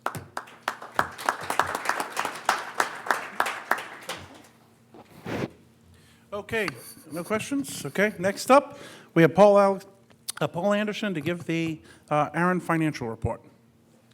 Hello, everyone. I will try and keep it quick. Just waiting. I know that I'm one of the last people keeping between you and flight, so There we go. Okay, so usually I go through a lot of the budget and items and all that on this presentation. For those that we're looking forward to, I'm not going to do it, except for just to give you a quick snapshot of how we ended last year. As you can see, we came up from an operating perspective just shy of $1 million, and then when we add the investments in, it was just a little bit over $2 million. If you'd like to jump into any of the numbers, the full report is available on the ARIN website right now, circulating. So feel free to go poke up on that and drop if you have any questions. I thought as a bit of a change, we'd jump into a few of the things that have we don't always get into. For instance, it's been brought up several times that we are in a bit of an engineering surge. This was something that board and staff have worked really hard on last quarter to put together. And I thought Mark did a great job kind of describe what it looks like from a technical level. And just to give you an idea, that's what it's going to be costing to the organization. So it's a fairly significant cost on an annual basis. The majority is adding salaries. As many of you know, it's engineers, not the most cheapest in the land, so we hire very good people. So that, and then a lot of other related expenses such as travel, as ARIN mentioned, that we have to build out some more office space, and of course equipment and such for them. So that's just one thing I wanted to highlight. Which means that for what we've been trying to do for a few years, I think we're finally going to accomplish in that we will be actually drawing down from the reserves this year. We are currently projecting a $1.2 million draw on the reserves, and we made this decision. We obviously could have raised fees to compensate, but we heard the message that because this is a surge, because we will hopefully, it'll be for a few years and then it'll drop down a little bit, that this would be a very good use of the reserve fund as opposed to just seeing that reserve grow year over year. So thank you to the members who supported that. If you want to get into the full budget, it's online, ARIN About Us, Corporate Documents and Budget. I thought I'd also just highlight, which we've not highlighted in a while, just what we do actually have in those reserves. So we keep 3 different reserve funds at ARIN. One is a legal defense reserve, which is set aside in case ARIN was subject to a major legal action that could, and if of a certain size that could draw down. Sorry, was there a question? I thought no. We keep that at approximately $2 million. An operating reserve, which is there for just short-term to fund our short-term operations. Those 2 funds are mostly invested in fixed assets or very short-term CDs or other items of a high degree liquidity. And then, of course, the bulk is in a longer-term reserve fund. So what does it actually break down to a bit? As you can see in the kind of top to bottom, the last 2 items are where you'll see the two first reserves, and then we have a majority of assets that are mixed in mostly in funds, and all those funds are managed through our investment manager, a bit of bonds and other alternative investments. That's kind of just gives you a breakdown of what the actual percentage is of, the breakdown of what we invest. The left is what we actually had as of the end of December 31st, and the right is kind of what our target is that we ask our investment manager to keep it in. The reason there's obviously variance is that the market moves quite consistently, and we don't buy and sell every time it goes out. We look on it generally on about a quarterly basis, a process that involves our investment manager working with senior staff, and then senior staff working with the FinCom to recommend rebalancing as appropriate. Give you an idea, though, returns are still quite strong. We have continued to see good growth in the reserves. And I also asked if Jim Meek, who is our investment manager with Morgan Stanley, if he had any words that he'd like to impart on you. I asked for a sentence or 2, got a little longer, but what the heck. But just to give you an idea that he is quite happy with the performance over the last quarter, that we are still seeing a market, and that we are, in general, hitting our performance targets. And with that, I take any questions. Former treasurers first. Lee Howard, first question, when was the last time you had a question at the Treasurer's Report? Second question. More regularly than you think, but yes, I'm glad to have them. So what is your, I applaud you for showing a deficit budget. I tried for years to run a deficit, and I was never actually able to make it. What is your level of confidence in able to actually achieving a deficit for 2015? I'll say I think quite Maybe we strong should because ask Mark. I have already seen the POs for many of the equipment, and we've seen from the last slide that Mark has already hired the staff, and I'm assuming they're expecting to get paid, so quite high. But If directed to spend, I shall spend. And I have been so directed. no, but yeah, quite seriously, I know that we've had previous problems where we've said we were going to draw and did not, and I think that was where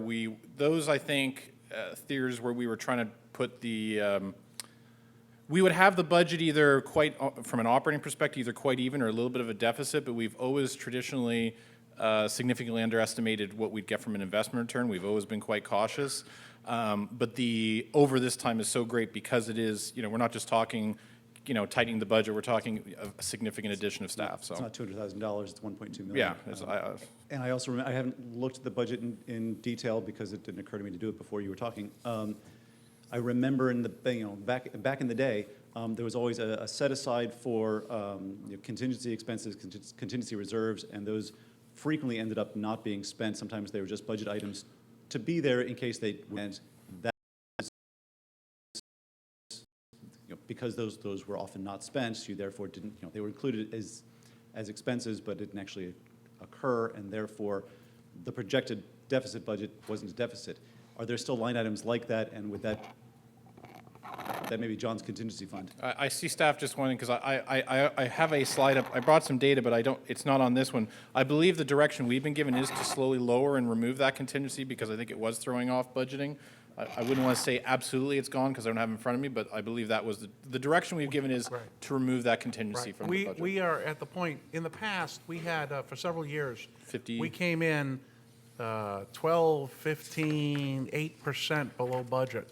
We're getting much more precise in terms of budgeting, and we're coming in 1%, 2% in either direction. So the actual planned budget, we're getting much closer at, and that means we're actually lowering the contingencies that we have within the budget as well. Now, when we actually provide an estimate, it's a pretty good estimate, which means when they say, let's do additional investment to take down the backlog, we can do that and give a very good prediction of what that means. And we're generally budgeting based on looking what our projected actuals are as opposed to budget, which has kind of helped that out as well. Financial performance.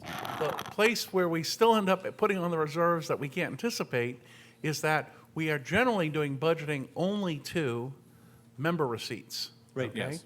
And so the Operational reserves, revenue, whatever we do, they keep growing on their own. So even because if Jim's too good at his job. Right. Yes, and that's a good thing. So, sort of probably a related note, have you budgeted for office expansion, not knowing what you're going to do about it yet? The office expansion related to the surge or potential relook at the office itself? I'll let the... We have a small number in that would cover planning efforts, but it is quite possible that, depending on the direction we take, some of the numbers that come back, if we reconfigure space and get some adjacent in the same building, we could be talking hundreds of thousands. If we move, we end up with a lease change and this lease contingencies. Those will flow in when we have a recommendation into future budgets. So to answer your question, no. But with the exception of the engineering surge, but the process would be as outlined. So. Thanks. Thank you. Good answers. Good to know. 2 questions. This is a record. Heather Schiller, Google Fiber. Can you go to the slide with the reserves? Wait, I think I saw it. It had like the legal reserve. And then the reserve. Sure. Okay. Where's the RIR stability reserve? No, go ahead. So the RIR Stability Fund doesn't actually get moved out of our reserves, okay? We pledge, and the board directed that we pledge $250,000, and I'm in the process of formalizing that and sending a letter to the NRO. We pledge to have those funds available. Now, since we are not going to use them until they're needed, they're definitely in a reserve. We probably wouldn't identify them as the legal defense reserve. So we are either going to say that $250,000 of the operating reserve or $250,000 of the long-term reserve is earmarked for the RIR Stability Fund. But we don't actually move funds. We all maintain them in our own accounts. So to add to that, first of all, these funds are kind of looked on an annual basis, and that fund has created itself since our last budgeting process. I think to answer a question is, I don't think we'd create a separate functional account for it because of the amount is, well, significant, probably doesn't warrant that, but that we might adjust the operating reserve fund since we'd want a liquid amount. From the minutes, it sounded like a separate reserve would be created, but maybe that's just how I read the minutes. I think it was more we were earmarking that we'd have funds, but I think just from a pure administration, we would keep in the operating reserve fund. So my other kind of broader question about the RIR stability was anyone gonna maybe mention it or discuss it here, and sort of what, You're one presentation ahead of yourself. okay, and so, well. And I know then that maybe because my I'm giving the next question- presentation, so. Okay, well then, I'll wait until your presentation. If it's But not, if it's not finance related and you'd like to talk about that, probably best to clear those out. Martin? Well, but since you pledged it, it's a liability, right? I mean, it's not in the reserve, it's actually, it's a real liability, right? It's actually, it's monies that are committed. It is not a liability because it isn't incurred until it's needed. But, and not to be pedantic, but you pledged cash from the balance sheet to the NRO. I mean, Well, so. in a letter, I mean, you officially committed to the funds, right? Right. So the funds are available. They're sitting in the reserve. They don't actually leave our accounts until they're yeah, drawn. I understand that. Right. Oh, in terms of balance, Where- they where will are they show up booked? in this line rather than the operating expenses. But shouldn't they're part of the deficit as well, I would assume, right? They're part of the deficit. I Yeah, we'd believe- have to have yes. the accounting people put it in the right column, yes. Okay, thank you. Kevin Bloomberg, The Wire, NAC. Love the reporting you guys are doing. Really appreciate it. I just want to spice it up, you know, I've been doing the same slides for a while, so. So two quick things. The first is a $1.2 million deficit in a surge enough? Are we looking at doing that again next year? Are we looking at bumping it up? But from a percentage of what the reserve is, it's actually not a huge percentage, and there's a huge backlog. Going the So wrong way. just a comment on that. We started complaining about the reserve politely when it was at $25 million, or even less than that. So just to mention that. And secondly, there's been a number of times over the past couple of days where there have been comments about the amount of work that is going to go into the verification of resources and the massive increase in potentially, in some cases, using outside resources to be able to go out and verify entities. Have you sort of factored in the additional costs, especially once the transfer market really kicks in? Well, we're only dealing with this fiscal from a budgeting perspective, and while we expect some degree of ramp up on that, from a long-term perspective, I think, to answer your question, that is one of the unknowns and one of the reasons we've always stated, while we've heard the criticisms on the reserve balance, and we've shared it as a board, is that we were always hoping to get past this run-out phase so that we start to see what the next phase of ARIN look like. As you stated, we could see significant impacts on staffing resources to deal with if we continue to get the same number of requests, but now we have this extra workload because we have to do verification. It could change both the composition and the amount of workload. Yeah, the two data points that we don't have, okay, is first, recognize we brought in all this engineering talent and we're doing work, and you can see some of the progress. You heard some of the people talking about the things that have been getting done already. Mark tells me all the wonderful, Mark and Nate tell me all the wonderful things we're going to get done, but I actually want to see the run rate before I know whether it's necessary to sustain the surge for more years. So the actual run rate of completion of requests in the backlog and how we do that over the year is a key indicator we're going to look at in August and September when bringing the budget to the board for the coming year. On the RSD side, we're kind of the same way. As Richard said, we're a couple of weeks away from a pretty major event, and then it's going to be transfers and a lot more chain of custody work. I'd like to see a few months of run rate of that in order to try to predict what 2016 looks like. So the answer is we have a budget for now we're comfortable with, and we believe we'll be able to operate in it. But depending on what happens when we do the run out and see what's going forward, we may easily be in a circumstance where we look at RSD and say, because all the requests involve chain of custody, we need more staff. But we don't have a run rate to extrapolate from. I guess what I'm saying is, from everything that I'm hearing, we're going to be in a surge potential in the middle of this year, very potentially. You look at the number of remaining blocks, and you could suddenly see a massive increase this year. So do you have for this year, a Yeah, surge. so if the service level degrades on turning around requests, I will go to the board and seek more resources regardless of what the budget says. Thank you. Hi, Paul, it's Marty again, Marty. Just since we're talking about Treasury, I wanted to just bring this up at this point. We talked about ACH and if we don't earlier. My accounting department thanks you because you do. But your webpage, your payments webpage says you do not, and that may be why you have such a low uptake on ACH. I want to point Slow it out down a that little. it makes things go much faster and it's much cheaper to do ACH. And You also have ACH categorized under wire transfer, and an ACH is not a wire transfer. Wire transfers cost money and take more time. So just a point. and reduces fraud, which is also very important. That's right. We will get that updated on the I can s- webpage and in the No, report. thank you for bringing. I can see Thank the you. note being written down. It says ACH with exclamation mark. So, any other questions before we close the microphone?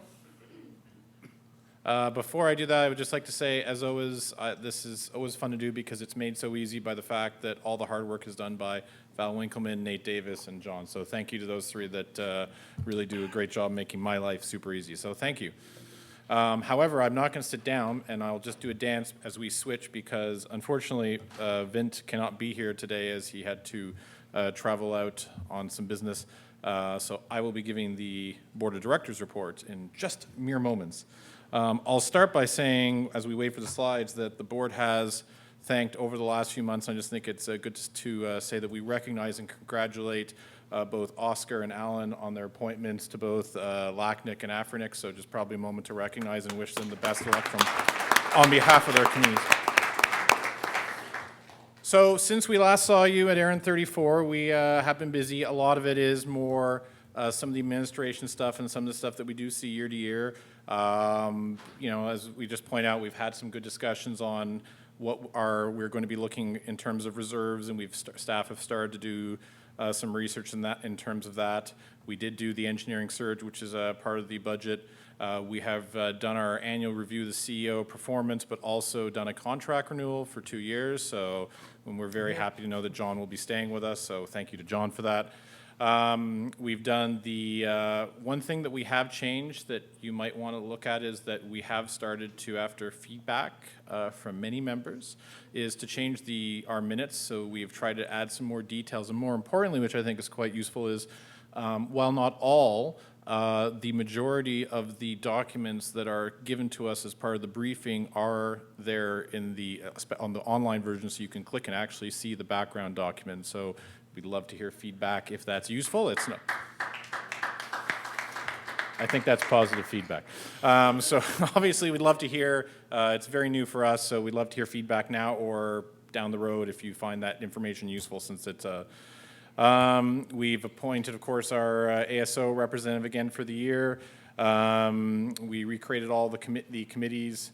We are looking at ways that we can increase address gaps in both in terms of skill and diversity. We looked at the board and the AC. One of the nuggets kind of went out earlier, that we are looking to see if we can tweak the fellowship program to build more capacity by allowing people to come back, since sometimes one fellowship meeting may not be enough to get someone engaged. We appointed the NRO EC observer.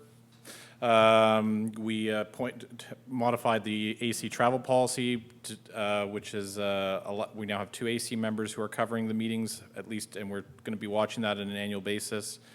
We've started the 990 filing process, which will be coming up soon, and we accepted our audit, which was determined to be clean. The fellowship report has come out, the fee consultation we discussed earlier, and also the services working group. Number of policy actions been only quite quiet, just the one policy.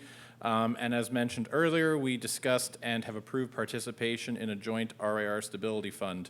There was this thing we discussed a little bit, IANA stewardship. It was a small topic, took no time whatsoever. And with that, discuss. Heather, I invite you first for your question. You better hurry, Owen's trying to beat you.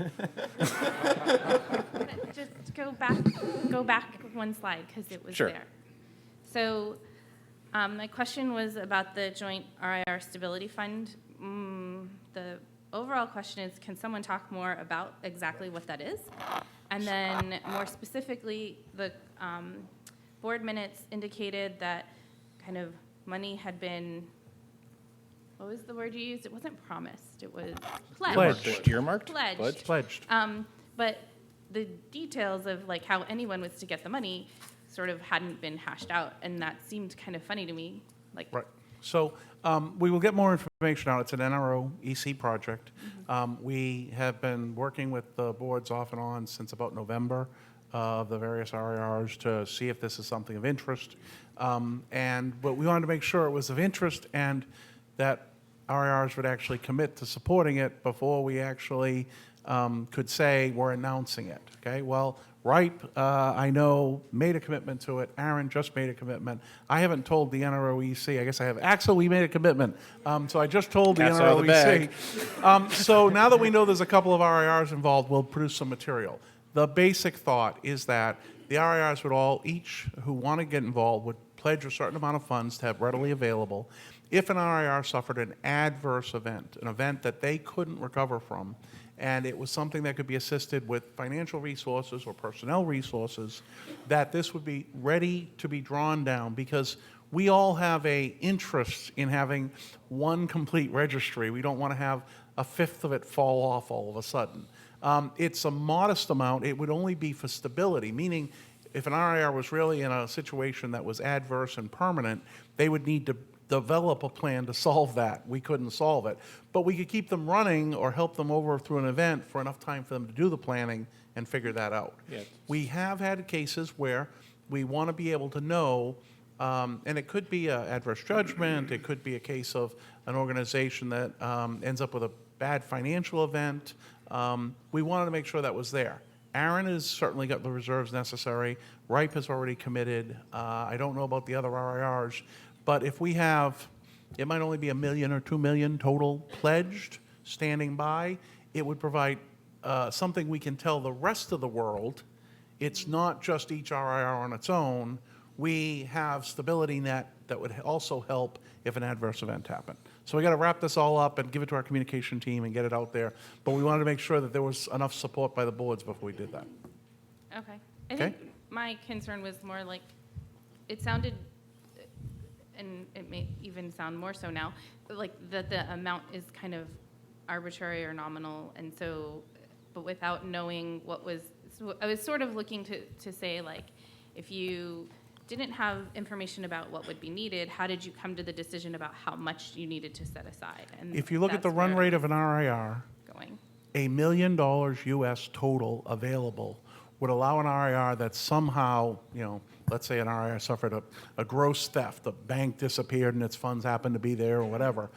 $1 million would allow an RIR 30 to 60 days of paying expenses so it could build its recovery plan. So we were aiming for that. However, RIPE committed funds beyond that on their first commitment, so we'll probably end up between $1 million and $2 million, depending on what the pledged amounts are. And there was a reason I mentioned it was from the short-term fund, is that we do see this as it would be, a catastrophic event that would need immediate attention. I think if the more longer-term plan, we might have to see ourselves funding higher as that RIR got back on the ground. Hopefully never going to happen event, obviously. Owen Next DeLong, question. ARIN AC. First, I want to applaud the board for the expanded minutes and the additional materials being made available. That's very useful. And I encourage them to continue to do so. More openness, good. I agree. Second, on the stability fund, is there any sort of agreement that the other RIRs maintain reasonable contingency funds before they invade this fund? I know ARIN is very responsible in that way. I don't know what the policies in the other RIRs governing documents are. Right. So one way to handle this is if Paul, can I interrupt your presentation to give a presentation on the Joint Stability Fund? I would be happy to yield the balance of my time, so. Okay. So this requires that I mail someone that, so Ina, you ready? Okay, because it's presentation. It is referenced in the draft board minutes, but they don't get put in until it's final. So just give me a moment and I will Lee, did you want to ask your question? Because Right. if it's unwritten, we'll come back to it. That way, just keep things moving. Yeah, thank you, because I didn't want to ask about that. I want to I want to ask a completely different question. So while we've been sitting here, I've been going back and reviewing the minutes from the meeting this year. They're great. I love to see the additional level of detail. I love to see the items posted. I note in at least one meeting, notes like one board member did not return from break, and one board member said, I have some work to do. I'm going to be distracted for a little while now. I noticed that we are missing some board members, and some of the board members who've been sitting at the table have looked distracted. How is our level of engagement of our board? Are you asking the board or asking me?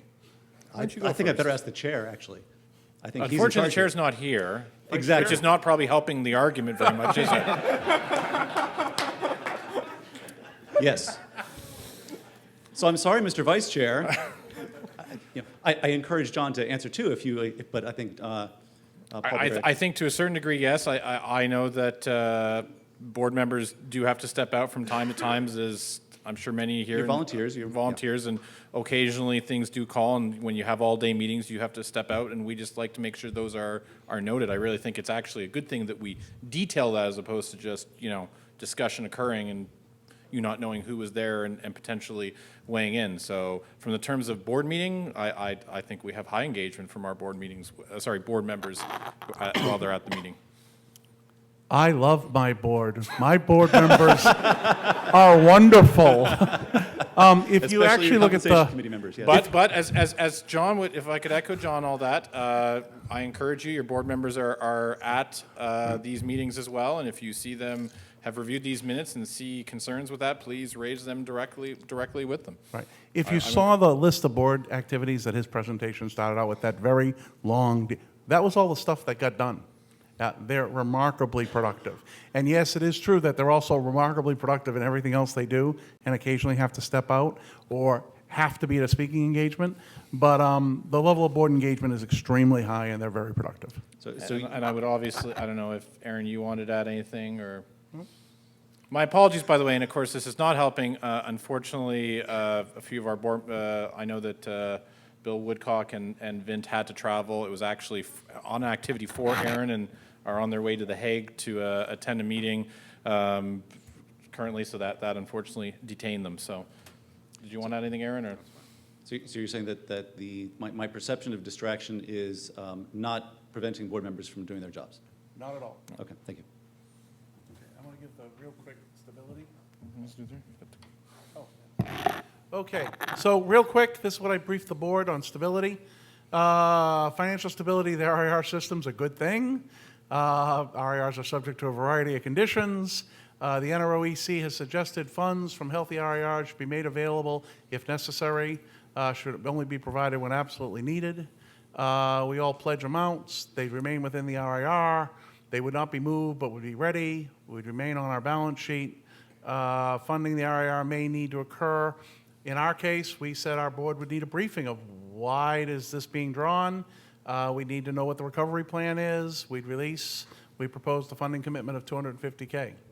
So it's not a very complicated thing. It just says, make sure you have money sitting aside and make sure you've told the other RIRs it's available if needed. Okay. Questions on that, I guess? Marty, I see you. So that addresses what the fund is. Right. But it doesn't address whether we've reviewed the level of emergency planning or contingency planning in the other RIRs prior to creating such a fund, which was the question I asked. Yes. He's wondering what preparation we're doing to avoid using the fund, if I understand Yeah. correctly. So there actually is work underway right now among the RIR, the NROEC, to document risk management framework for each of the RIRs. If you go to the NROEC, I don't know if we have that up yet. Axel, do you know if we have the risk management comparison matrix?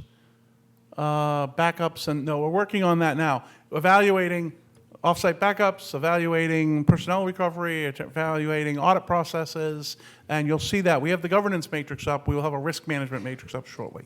Okay, thank you. Marty?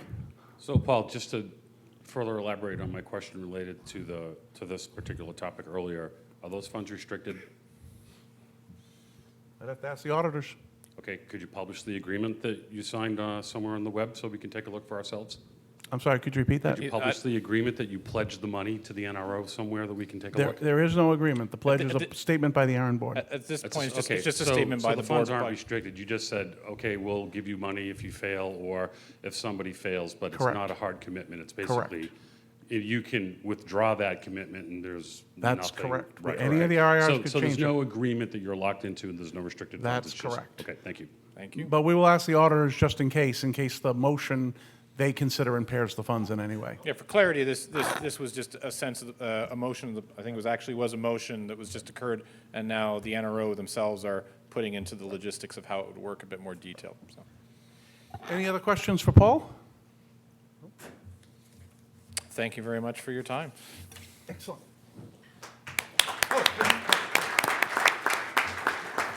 Okay, so we have now two quick presentations. Your agenda shows one. I'll actually save some time. Can I put the IANA planning slide deck up?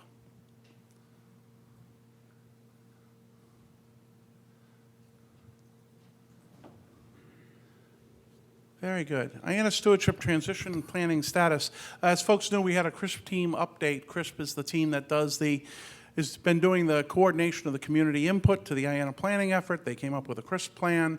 You saw the panel in their presentation. We've had a few requests of ARIN of, well, that's the CRISP team. What is ARIN's position with respect to what the CRISP team is saying? So the board actually had an opportunity in their ample free time which doesn't impact their performance in any way, to sit down and discuss this. And I have the following statement. ARIN advocates that the CRISP draft service level agreement be completed promptly with fidelity to the CRISP principles and made public immediately.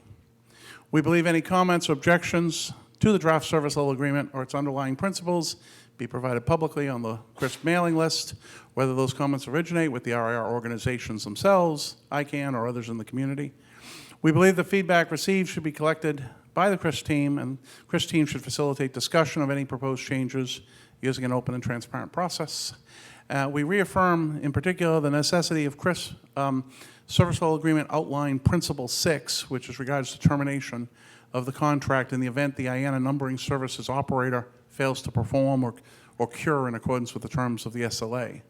So that's where we stand on this. We think the CRISP team's doing a wonderful job, and we want to support their efforts. Hopefully I have staff working for me, as do the other RIRs who are busy working on a draft agreement. As soon as we have a draft agreement which matches these terms, we will get it out there very promptly for people to look at. Questions on that?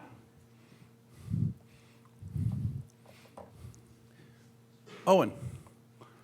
In the CRISP proposal and in much of the community feedback, there were actually three important termination principles that were discussed.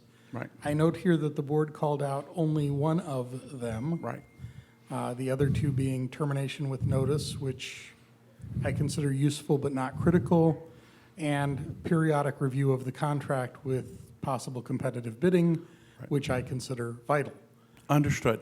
And so the challenge we have is that it's very hard for the board to say in advance, we understand the necessity of any given term of a contract that is still being drafted, okay? But because there was some confusion on whether or not termination needed to be there at all or not, at least this principle the ARIN board has taken a statement on. I believe when the draft comes out, everyone should provide their comments about the other termination clauses that might be appropriate. Yes, center microphone. John Springer, Inland Telephone, ARIN AC. I believe in clause 2 you're missing a should or a must or something, editorial change. Which one? On which bullet?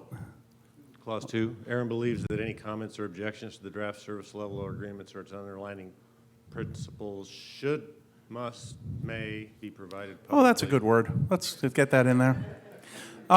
Okay, and any other questions? No, on that? Now we'll move on to our last presentation before open mic, the IRR consultation. So, IRR, not RIR. RIR Internet Routing Registry Consultation. For those of you on the ARIN Consult mailing list, you saw an announcement about this. We've had a number of suggestions come in about doing enhancements and development to Internet Routing Registry in the ARIN region. For people who may not be aware, there's just a few Internet Routing Registries out there. And that means that we want to make sure we understand the community before we put further development into ARINs. And in particular, some of the suggestions involve linkages to the number resource registry activities we do. So we kind of rolled those up and said we need more community comment on this. We've also had feedback from people approaching us individually and at the mics. The question that we're looking at for input on is, should ARIN begin a new project to enable our IRR route object validation to the ARIN registry database? If we do embark on such a project, should it be coordinated with other RIRs? Because many people are saying it would be helpful if there was some cross-registry authentication going on. And should this also support third-party RIR route object authentication? Because sometimes you have parties who have to put in, as Mark was noting and was monitoring, have to put in routing information on behalf of others. And if you don't provide for this up front, it gets convoluted very fast. So this consultation was closing Friday. We decided not to do that. It's now closing a week from Friday. That will allow us to discuss it a little over the next few minutes and then have people further follow up with comments. Let's see, that's everything. There's probably a discussion. Oh, no, there isn't. Wow. Some background, things you may or may not know. We have an old version of our IRR code. It's based on the old version of RIPE. It's not supported because they've moved on. It would be significant work if we embark. We're not going to be enhancing our code base. We would be doing some development or working with other RIRs on their development. It should be noted that if we do something on our own, we don't get the benefit of cross-registry authentication, and that seems to be valued. And again, the question about whether or not we put something in that would allow third-party access, it also affects the scope of work. Okay, now discussion. The microphones are open.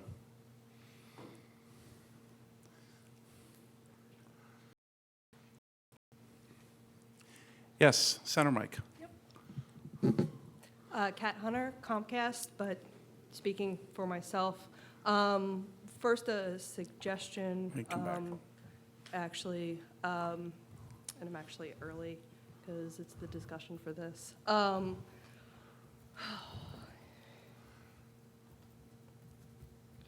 going to wait till the open mic. Okay, that's fine. Well, we have a session here, so it might be good. Okay, that's fine. Go ahead. Middle mic, Kevin. Kevin Bloomberg, the Wire NAC. I was the latest person to add in an ACSP on what looks to have been something that's been going on for many years. In many of the other regions, the operator community and the RIR community are very tightly intertwined. From a meeting perspective, that isn't the case. While we have very good rapport with NANOG, NANOG is a separate organization, and many of the operators that rely on utilizing IRR data are not in this room. Right. They are not going to be using ARIN's ACSP process till April 24th. Well, they've been notified, though. Right. John, it's the passive versus active.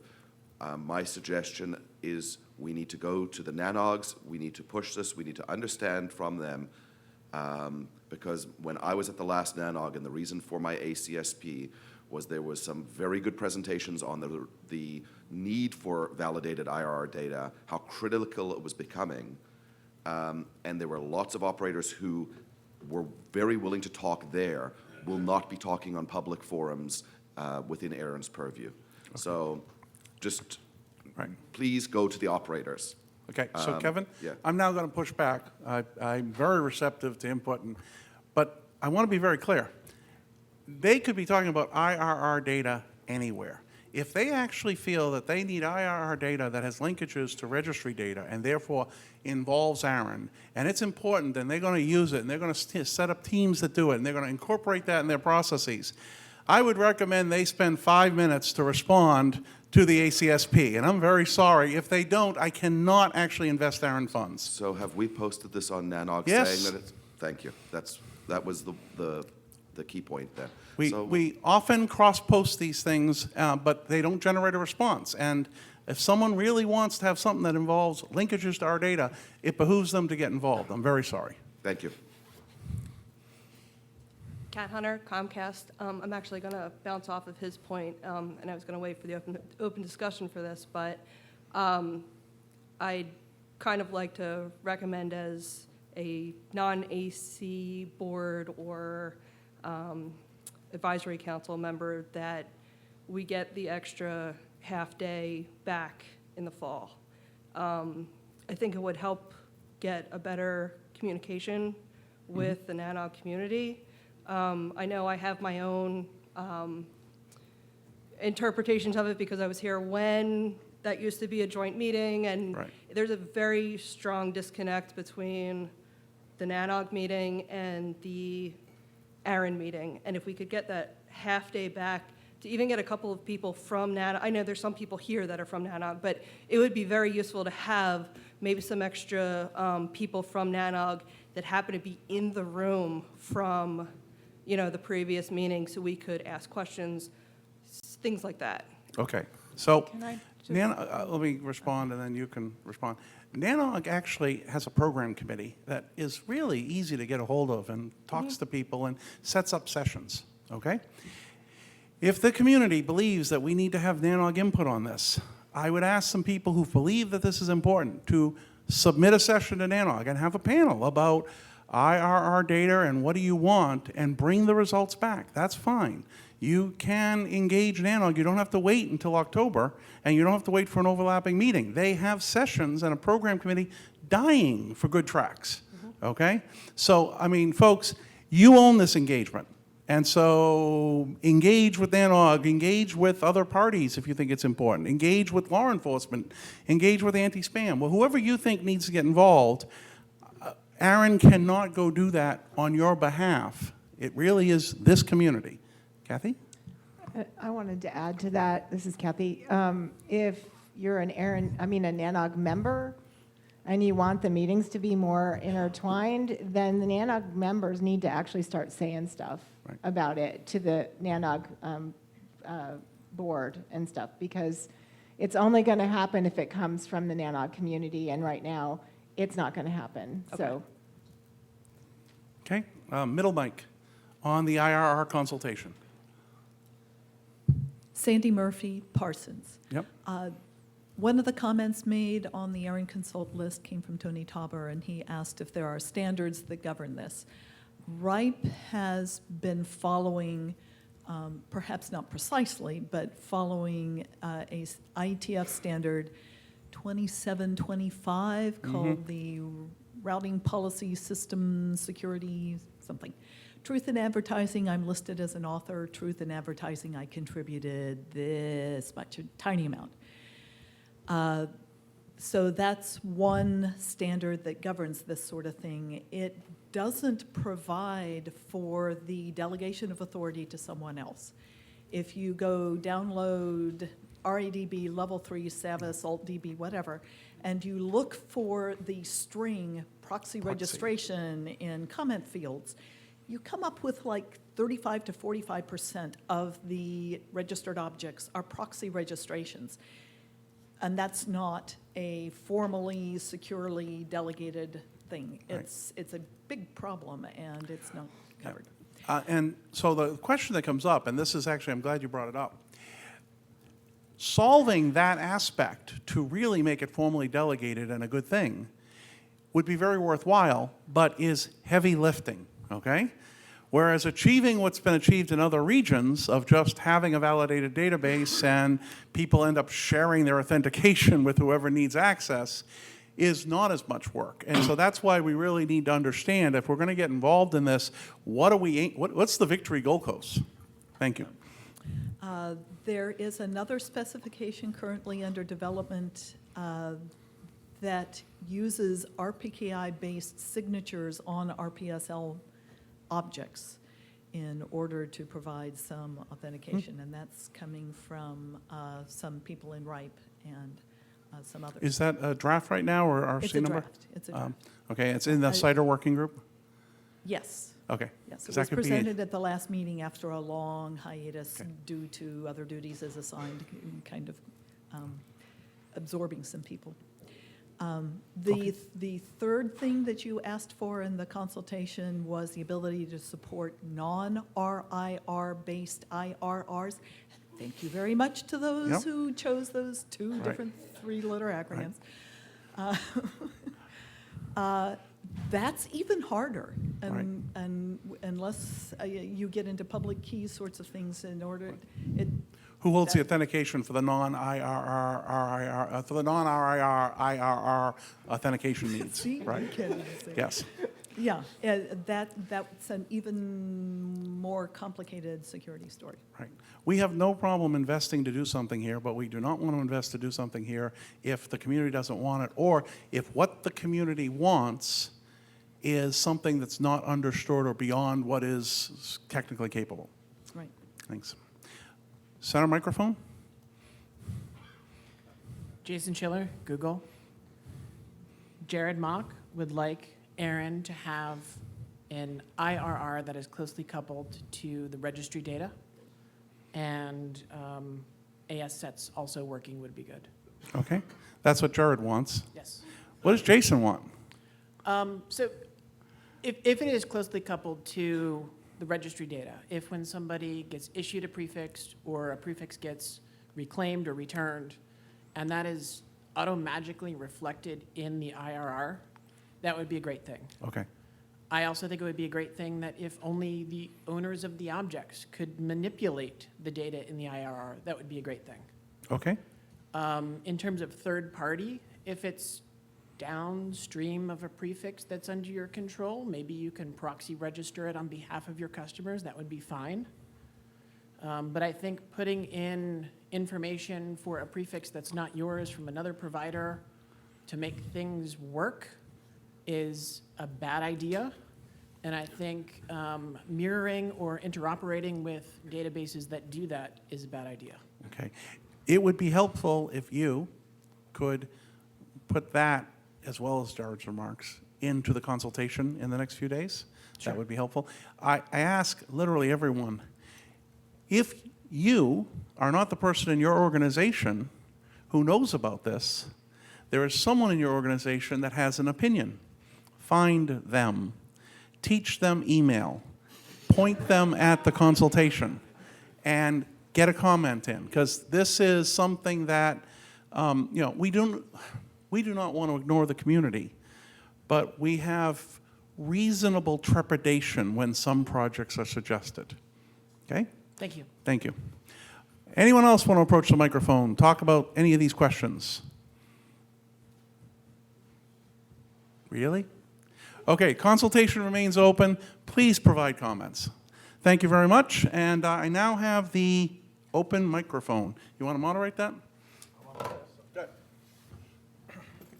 The microphones are now open for open microphone. Anything you would like to discuss, please approach a microphone with due speed.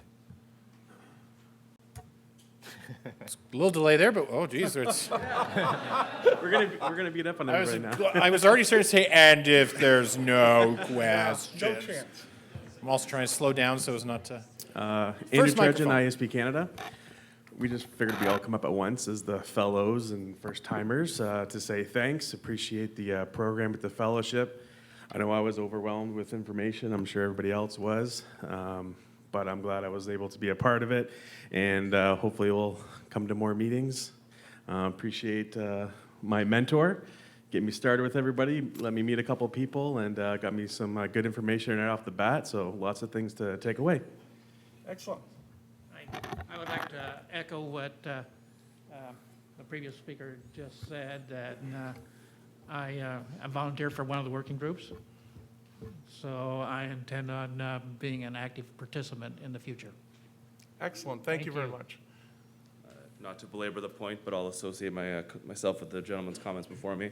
I am with the Government of Canada, and this has been very informative for me just in terms of general interests, and I fully intend on participating in the future. I'll see you all in Montreal. Excellent. Andre Graham here at Jamaica. I want to thank you for the wonderful experience. I've met some wonderful people, and I'll be taking back all the information back to Jamaica. Thank you. So I'm Michael Schlow. I was the winner of the partial, I need to raise this, of a partial fellowship. Milton did a great job as my mentor, so I'd like to thank him, and I'm fully thankful for the partial fellowship. I do some work with industry on IoT, so there's some gray areas there between numbering and resources, which I'd like to explore from an engineering development perspective. So thank you for the careful consideration. Right. Thank you to all. And I think it's, yeah, oh, I'd like to give a round of applause not only to all the mentors, but also the members of the fellowship committee and all the staff that put a lot of effort into making this program work. So on behalf of the board, let's give us a round to all of them.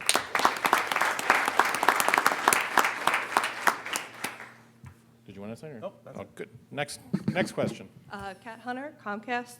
I just wanted to make a general suggestion, maybe for the next conference.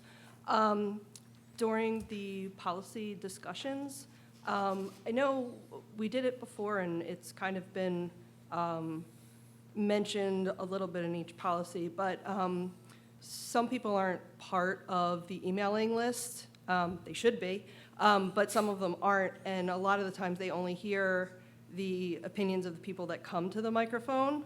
I think it would be nice, even if there was just a slide per policy of positive points for the policy and negative points against the policy, so people that were not part of the emailing list could get an idea of what the community was thinking. And we've had that slide And you before, used to have the slide. so- Okay, that's good. So I'm not going nuts. We did have it before. I have good news and bad news. What do you want first? Good news. You're one of those people. The good news is we know what you want. It is possible. We had something similar. Poor Einar, there he is. To Einar. Poor Einar used to actually cull through all the email. And I understand it's so hard to read it all. And pull out selected comments. Now, there's a couple of challenges with that. The first one is selected comments are selected comments and Agreed. aren't representative. Agreed. So we know what you want there. It's nearly impossible to scale and to be fair. Now, that's all the good news is we know what you want. The bad news, I actually think that it would be best if the ARIN Advisory Council consider what you just read my suggested. mind. Because I did, actually. Because the shepherds can decide how much to put in, and it might actually be useful for them to put in a sort of pros and cons that we've heard on the mailing list. They own the discussion, and that might help get juices flowing. Yeah. So they're meeting really soon now. And we actually have, it's better. Hey, Dan Alexander, who's sitting up here, do you have any thoughts on this issue? Noted. Noted. Noted. We'll raise it with the AC we and will see if they discuss want to it. put it in their presentation. Yeah, I think there's a lot of concern since the voting is done publicly, and since it's a raise of hands, some people, sometimes first-timers, couple-timers will look at who has voted on what, and I think it'll make people a little more comfortable if they could look at what other people had thought before they get in here. Great advice, thank you. Yep. I see we have a queue, but I would say please approach a microphone if you have a question, because we will close the microphone soon. Next speaker, please. So following on what Kat just, Lee Howard, following what Kat was just saying, I noticed it seems to me that there's a significant overlap when presenting draft and policy proposals between the staff presentation and the AC presentation. We frequently hear a summary of the proposal twice, and I think we could probably do a little bit better use of time by harmonizing those two sets of slides into a single deck that says the same thing once. I'm happy to reduce the staff introduction, which I read for each one. Yes. I think that would be a wonderful idea too. Is there consistent information that you always want to see that you want presented by the staff? Or not just presented by the staff, presented. Presented, yeah. I don't necessarily know that you need to read the staff and legal review. If you think that's important, that's fine. But maybe that should come after the AC introduction of what the proposal is, or before it, here's the comment on the thing that you're about to find out what it is, doesn't make quite as much sense. There are circumstances where it would be inappropriate for the community to discuss the policy proposal Without having that without advice. hearing the staff and legal review. I think it needs to be there. Okay, so we can talk about that during the Dan, AC. Dan noted? Noted again, yes. So the other thing is, I was going to provide that feedback in the meeting survey, but I couldn't because you skipped past that URL too fast in your slides closing last night, and I couldn't find it. But as we answer questions, we'll get the meeting survey URL up, so. Next speaker. John Springer, Inland Telephone, ARIN AC. As a shepherd of recent policy that's been on either side of that pro and con business in Baltimore, I had some pros and cons, and it led to a extensive, time-consuming discussion that was generally considered excessive. And here, I kept it out of pros and cons, and we were able to stay within a time frame. So there is a tension between having controversial topics get all of the airing out of the pros and cons and the necessity to remain in a time slot. Thank you very much for that. Kevin Next Bloomberg, question. The Wire, ARIN AC. I'm just going to go back to what Kat said, and I'm going to ask an impossible question. Who here is not allowed to publicly state an opinion via a show of hands? Could you raise your hand? Could you please raise your hand? So my next question is, no, it is a serious question.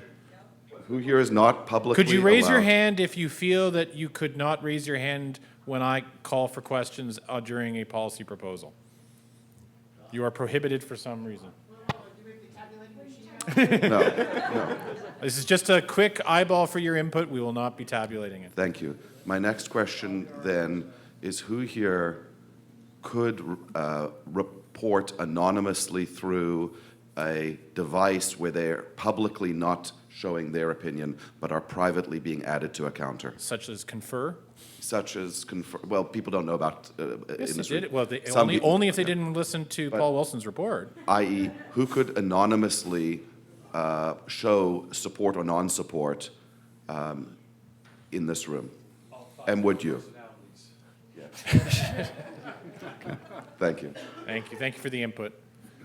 Well, just as a quick thing, is the meeting URL, sorry, the meeting survey one, we'll put that up for a moment while so if you, and just remind you that now would be a great time to pull it up while Louis is giving his question or comment. Hey, thanks. Louis Lee, Chair of the ASO Address Council.